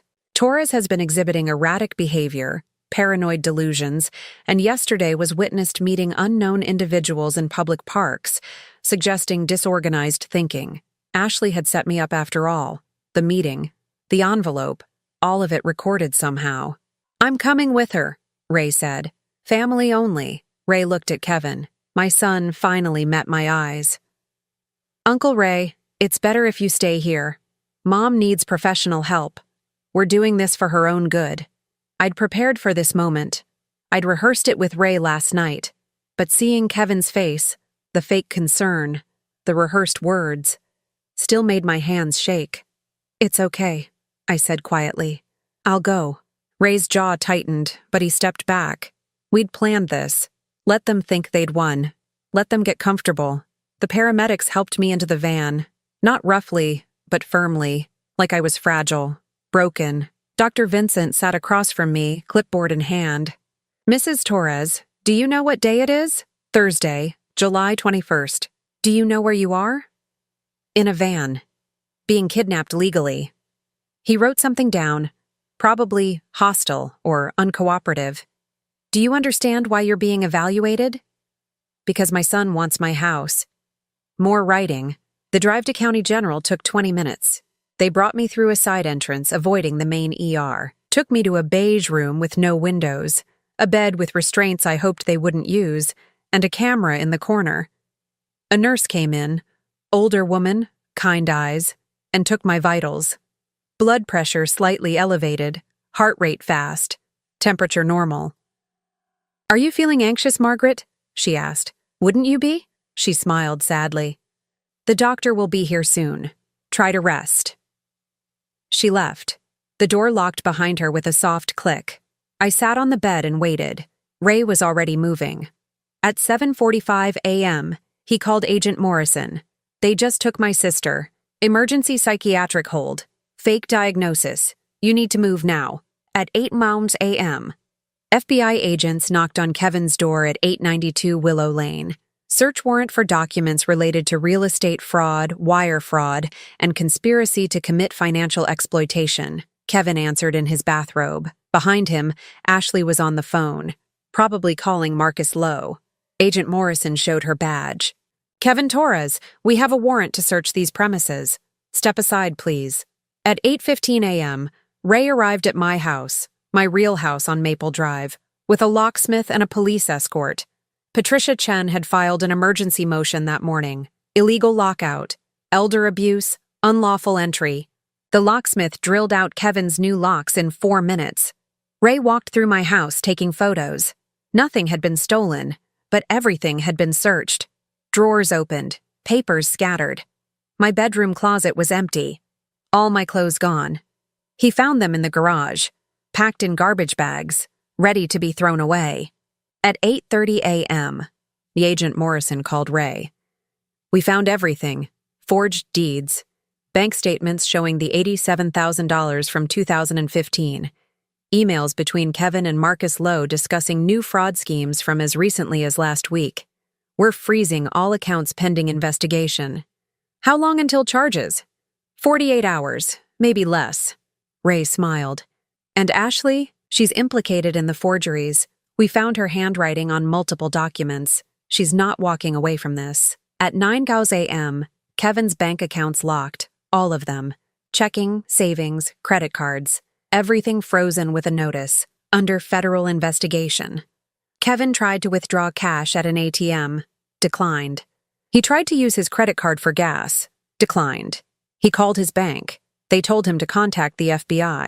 At 9:30 a.m., Ashley's Mercedes was repossessed. She'd been 3 months behind on payments, and without access to Kevin's accounts, she had no way to pay.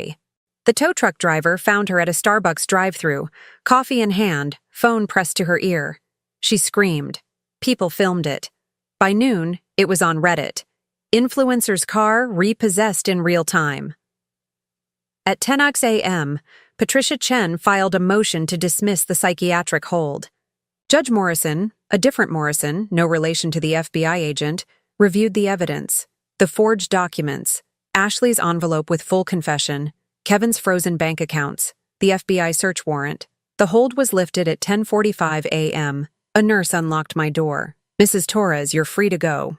There was an administrative error. I stood up slowly. "What kind of error?" "I'm not at liberty to say, but your brother is here to pick you up." Ray was waiting in the lobby, holding a bag with my clothes, the ones Kevin had packed in garbage bags. "How do I look?" I asked. "Like someone who just won round one." We drove back to Ray's house. On the way, his phone rang constantly. Patricia Chen with updates. Agent Morrison with arrest timelines. The locksmith confirming my house was secure. At 11:30 a.m., Kevin called me. I let it ring once, twice, 3 times. Ray glanced at me. "You going to answer?" "Not yet." Kevin called again. This time he left a voicemail. I played it on speaker. Mom, please pick up. Something's happening. The FBI came to the house. They took my computer. They froze my accounts. I can't, Mom. I need help. I need a lawyer. I need money for bail. They're saying I might be arrested. Please. I'm your son. You have to help me." His voice cracked on the last word. Ray pulled into his driveway and shut off the engine. "What are you thinking?" "I'm thinking about 1993, when I sold my wedding ring to pay for his appendectomy, when he was 10 years old and terrified, and I promised him I'd always keep him safe. And he's not 10 anymore." I deleted the voicemail. At 2:00 p.m., Kevin called from a different number. I blocked it. At 2:30 p.m., Ashley called. I blocked her too. At 3:00 p.m., Marcus Lowe, the lawyer who'd notarized my fake will, was arrested at his office. Fraud, conspiracy, forgery.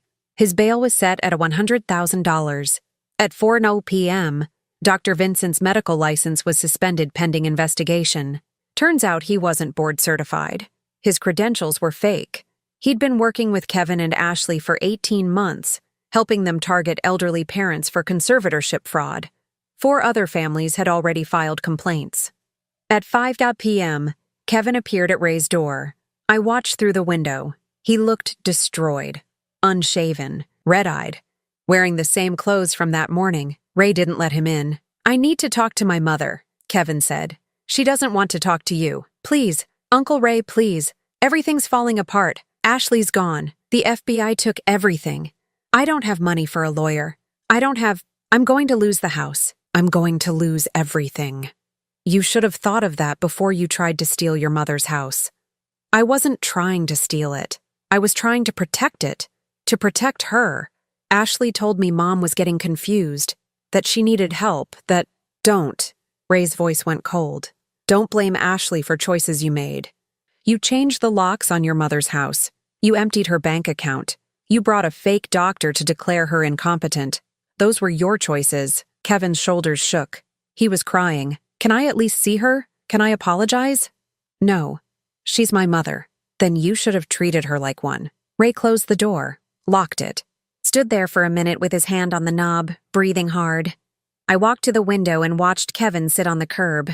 He pulled out his phone, tried to make a call, put it down, tried again. After 10 minutes, he stood up and walked to his car, the leased BMW he could no longer afford. He sat in the driver's seat for another 5 minutes. Then he drove away. You okay? Ray asked. I realized I was crying, not from sadness, from something else. Relief, maybe, or grief for the son I'd thought I had. I will be, I said. That night, Ray and I sat on his porch drinking beer, something I hadn't done in 20 years. The air smelled like jasmine and distant rain. What happens tomorrow? I asked. Tomorrow, Patricia Chen files for full dismissal of the conservatorship petition. FBI continues their investigation. Kevin and Ashley figure out how to survive without your money. And Brenda? FBI's bringing her in for questioning Monday. Her accounting firm already suspended her. She's going to lose her license. I should have felt guilty. These were people I'd loved. Family. But all I felt was tired. Ray, did I do the right thing? My brother looked at me for a long moment. Maggie, they tried to bury you. You just refused to stay dead. That's not wrong. That's survival. My phone buzzed. Unknown number again. Text. I know you won't forgive me, but I need you to know I'm sorry. I was weak. I let Ashley convince me you were the problem. I was wrong. I'm so sorry, Mom. Kevin. Texting from someone else's phone. Ray read it over my shoulder. You going to respond? I thought about it. Typed. Sorry doesn't give me back the trust you broke. Deleted it. Typed. I loved you more than my own life. That wasn't enough for you. Deleted it. Finally typed. You chose this when you laughed while Clara drowned. Sent it. Turned off my phone. Round 2 tomorrow? Ray asked. Round 2 tomorrow. We finished our beers in silence. Somewhere in Riverside, Kevin was learning what it felt like to lose everything. Somewhere else, Ashley was realizing her lies had caught up to her, and here, on Ray's porch, I was beginning to remember what it felt like to breathe. The conservatorship hearing was supposed to happen on Monday. It was canceled Saturday morning. Patricia Chen called at 8 a.m. Judge reviewed the evidence. FBI involvement, forged documents, Dr. Vincent's fake credentials, case dismissed with prejudice. They can't try this again. What about Kevin and Ashley? Kevin's looking at 2 to 5 years if convicted on all counts. Ashley's charges are lighter: conspiracy, fraud. She might get 18 months. Marcus Lowe is trying to cut a deal by testifying against both of them. I should have felt victorious. Instead, I felt hollow. Ray made coffee. We sat in his kitchen not talking, just existing in the space where our family used to be. At 10 a.m. someone knocked. Through the window I saw Brenda, alone, wearing a gray cardigan I'd given her for Christmas 3 years ago. Ray opened the door. You're not supposed to be here. I know. FBI questioned me yesterday. I told them everything. I'm losing my license. My firm fired me. I need to talk to Maggie, please. Ray looked at me. I nodded. Brenda sat across from me at the kitchen table. She'd aged 10 years in a week. Gray roots showing, no makeup, hands trembling. I'm sorry, she started. You said that on the phone. I mean it this time. Maggie, I was jealous. For 40 years I was jealous. You had the house, the career, the kids who loved you. I had a condo and a job I hated and no one who cared if I came home. So you helped them steal from me. Ashley made it sound simple. She said you were going to leave everything to Clara anyway, that Kevin deserved half. She said the new will just made it official. I didn't know about the psychiatric hold. I didn't know about Dr. Vincent, but you knew the signature was fake. Brenda's silence was answer enough. You knew my signature for 60 years, I continued. You knew this was fraud, and you did it anyway for $15,000. I needed the money.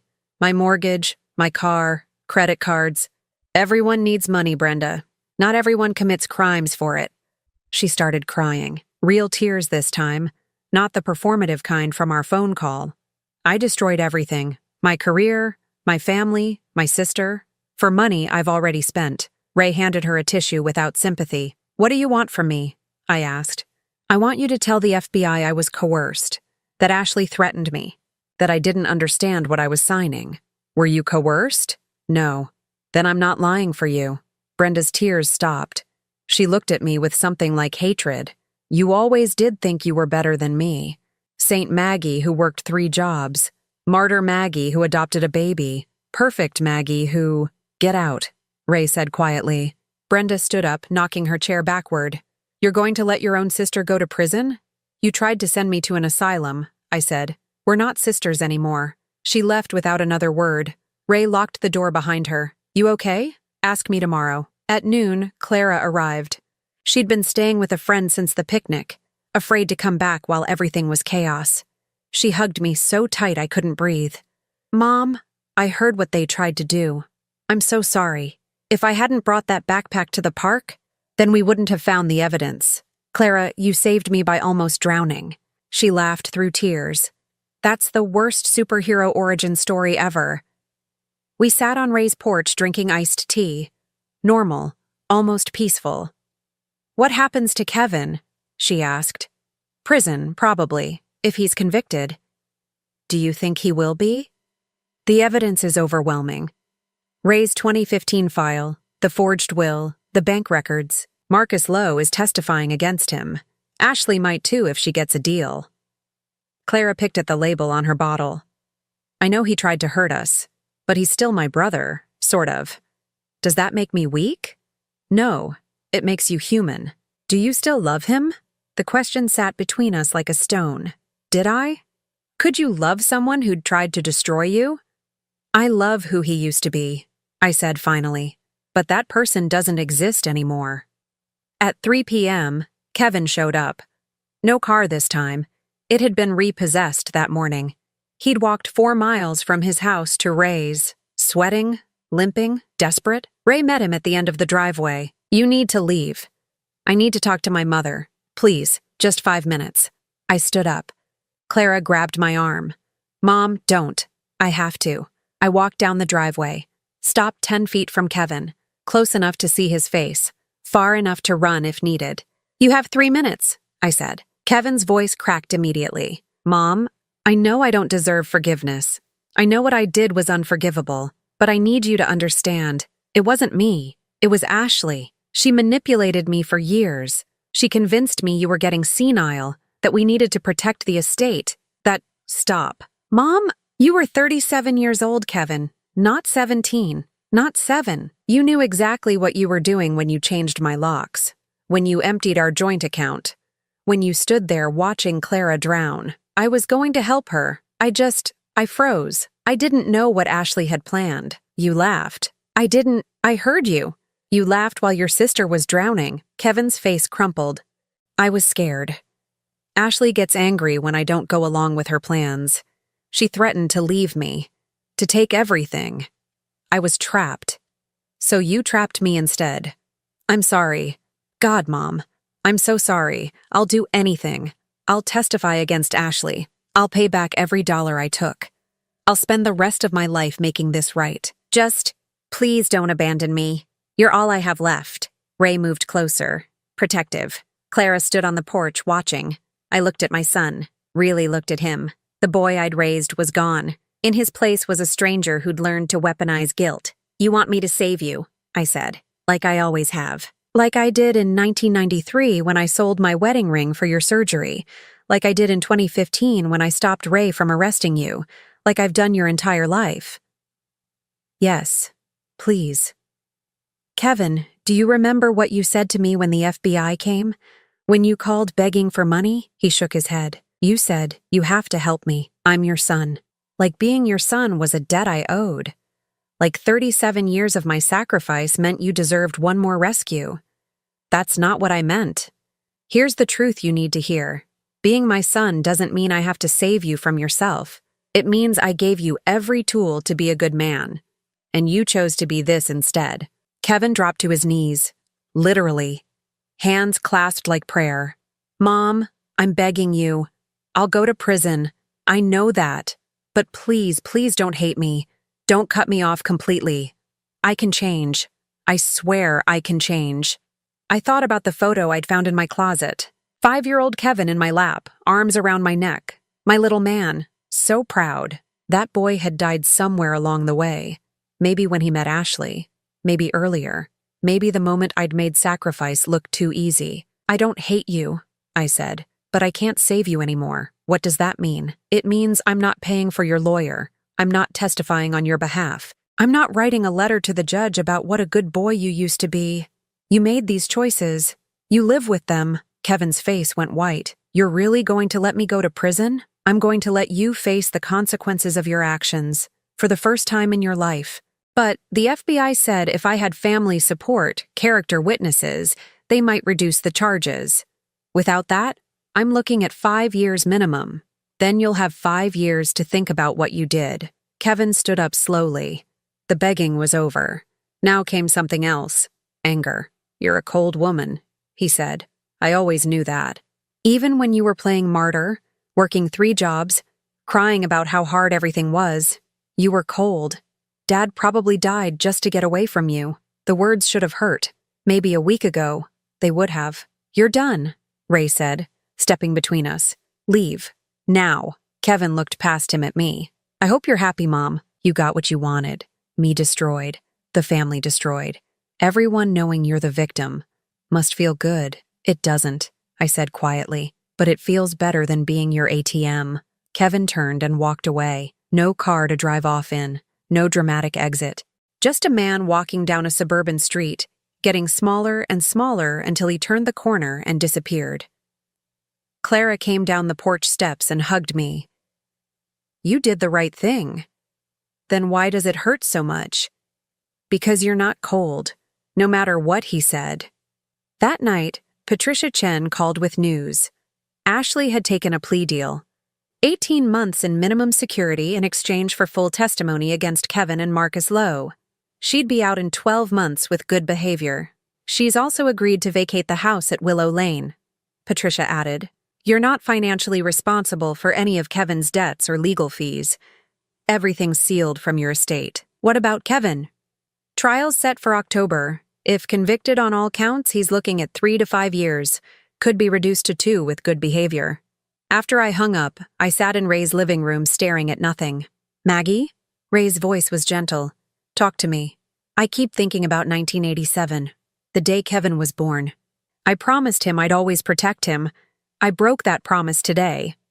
No, you kept it. You protected him from the one thing that was really destroying him. What's that? You, your money, your forgiveness, your inability to let him fail. Today, you finally let him go. I cried then. For the first time since this started, I cried for Kevin, not the man he'd become, but the boy he'd been. The one I couldn't save. The one I had to let fall so maybe, someday, he could learn to stand on his own. Outside, rain started falling. Inside, something old and heavy finally broke loose. 2 years later. September 2026. I was back in my house at 3247 Maple Drive. Ray had helped me move back in after the legal dust settled. Clara came over twice a week for dinner. The roses in the front yard, the ones planted by my biological daughter before she died, had bloomed for the first time in 5 years. Kevin served 23 months, released early for good behavior. I knew because Patricia Chen kept me updated, not because he'd contacted me. Ashley served 12 months, got out, tried to launch an online course called Resilience After Rock Bottom: My Journey. She posted it on Instagram with a video of herself crying in athleisure wear. 3 people bought it. 2 requested refunds. The comments were brutal. Didn't you try to steal from your MIL? Prison glow-up or filter? Ma'am, this is embarrassing. Last I heard, she'd moved to Arizona and changed her name. Brenda lost her accounting license permanently, moved to North Carolina to live with her ex-husband's sister.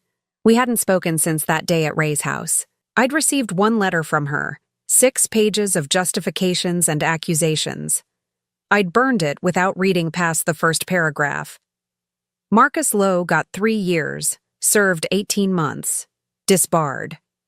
Last I saw, he was working at a car wash in San Bernardino. Dr. Vincent disappeared. Rumor was he fled to Mexico. The 4 other families he'd defrauded won a civil suit, but there was no money to collect. He'd spent it all. Me? I was learning to breathe again. I'd started volunteering at the senior center, teaching other women how to recognize financial abuse. 15 women in my first class. All of them had stories like mine. Sons who stole, daughters-in-law who manipulated, family members who saw inheritance as entitlement.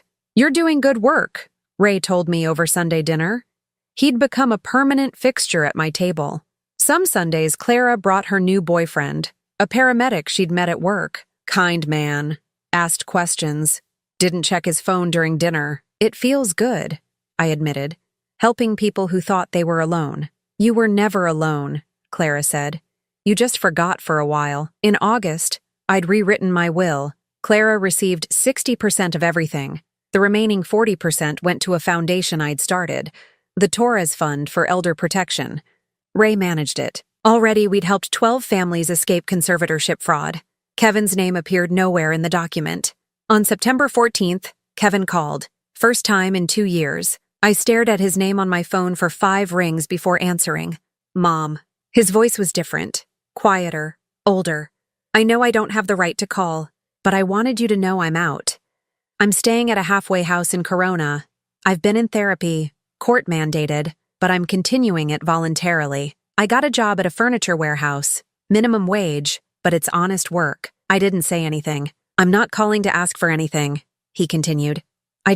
I wanted you to know I understand now. What I did, what I took from you. Not just the money, the trust, the safety, everything. Okay. I know you probably don't believe me. I wouldn't either. But I'm different now, Mom. Prison changes you. Therapy changes you. Losing everything changes you. Kevin, I'm not asking for forgiveness. I know I don't deserve it. But if you'd ever be willing to see me, to let me show you I've changed, I'd really like that. Even just coffee. One time. Just to say sorry to your face. I closed my eyes. Saw him at 5 years old, arms around my neck. Saw him at 37, laughing while Clara drowned. Saw him at the trial, crying while the verdict was read. "I need time," I said. "I understand. Take all the time you need. I'll wait." He hung up. I sat there holding the phone, shaking. Clara knocked on my door that evening. "Ray told me Kevin called. You okay?" "I don't know. Do you believe him? That he's changed?" "I want to. But wanting something doesn't make it true." Clara sat beside me on the couch. "What does your gut say?" My gut said Kevin had always been good at performing, at saying what people wanted to hear, at playing the victim when it suited him. But my gut also said people could change. Prison, therapy, consequences. Maybe they'd worked. Maybe he'd finally hit bottom hard enough to bounce back different. "I don't trust him," I said. "But I don't hate him either. Is that enough?" "For now?" "Yeah." 3 weeks later, Kevin showed up at my house. No warning. Just knocked on the door Saturday morning while I was making coffee. Through the window, I saw him standing on my porch holding a small potted plant. Red roses. Ray was with me. He'd stayed over after helping fix my leaking sink. He looked at Kevin. Looked at me. "Want me to send him away?" "No, I'll handle it." I opened the door but didn't invite him in. Kevin looked terrible in the best way. Thinner. No expensive clothes. Work boots, jeans, a t-shirt with the furniture warehouse logo. The roses trembled in his hands. "I know I should have called first," he said, "but I was afraid you'd say no. Clara told me you replanted the roses out front. The ones from before. I thought you might want another bush. For the side yard. I grew this one myself, from a cutting. My therapist says gardening is meditative." I took the pot. The roots looked healthy. He'd clearly cared for it. "Thank you." "Clara's here, isn't she? Her car's in the driveway. I was hoping, if it's okay, I could maybe say hi. I haven't seen her since before everything. I owe her an apology, too." Clara appeared behind me. "It's okay, Mom. Let him in." Against every instinct, I stepped aside. Kevin entered the house he'd tried to steal, looked around like he was visiting a museum. "You kept the furniture. I thought you'd replace everything." "Why would I? This is my home." He nodded, swallowed hard. "It looks good. Feels like I remember." Clara gestured to the kitchen. "We were about to plant those new roses. Want to help?" I started to object, but Clara gave me a look. "Trust me." We went to the backyard. Ray watched from the porch, arms crossed, ready to intervene if needed. Kevin dug the hole. Clara held the plant. I added fertilizer. We worked in silence. When it was planted, watered, and mulched, Kevin sat back on his heels. "Mom, I know you don't want to hear this, but I need to say it anyway. I'm sorry. I'm sorry for everything I did, for what I tried to do, for the person I became. You deserved better. You deserved a son who honored your sacrifice instead of trying to profit from it. Okay, I'm in therapy twice a week. I'm working on why I let Ashley manipulate me, why I thought money was more important than family, why I became someone who could watch his sister drown and laugh. You did laugh, I said quietly. I didn't imagine that. No, you didn't. I laughed because I was terrified and I didn't know what else to do. But that's not an excuse. Nothing excuses what I did. Clara wiped dirt from her hands. Kevin, I forgive you. I don't trust you yet. But I forgive you. He started crying. Not the performative tears from the trial. Real ones. Ugly ones. I don't deserve that, he whispered. No, you don't. But I'm not doing it for you. I'm doing it for me. So, I can move on. Kevin looked at me. What about you, Mom? Can you ever forgive me? I thought about it. Really thought about it. I don't know, I said honestly. Right now, all I can give you is this. One afternoon planting roses. No promises, no trust, just this. That's more than I deserve. Yes, it is. We went inside. I made coffee. We sat at the kitchen table. The same table where this nightmare had started 2 years ago with forged documents in a wet backpack. Kevin told us about prison, the therapy, the job, the halfway house, the men he'd met who'd made the same mistakes, the ones who'd changed, the ones who hadn't. There was a guy there, Kevin said, 60 years old, third offense fraud. He spent the whole time planning his next con, kept saying his family owed him for raising them, that his kids should support him in his old age. I heard him talk and realized that was me. That's who I was becoming. And now? Clara asked. Now I'm just trying to be someone you wouldn't be ashamed to know. Maybe one day, someone you'd be proud to call son again. He left after an hour, hugged Clara, didn't try to hug me, just shook my hand formally, like a stranger. Thank you for today, he said. It means everything. I watched him walk to the bus stop. No car, no Ashley, no fake life.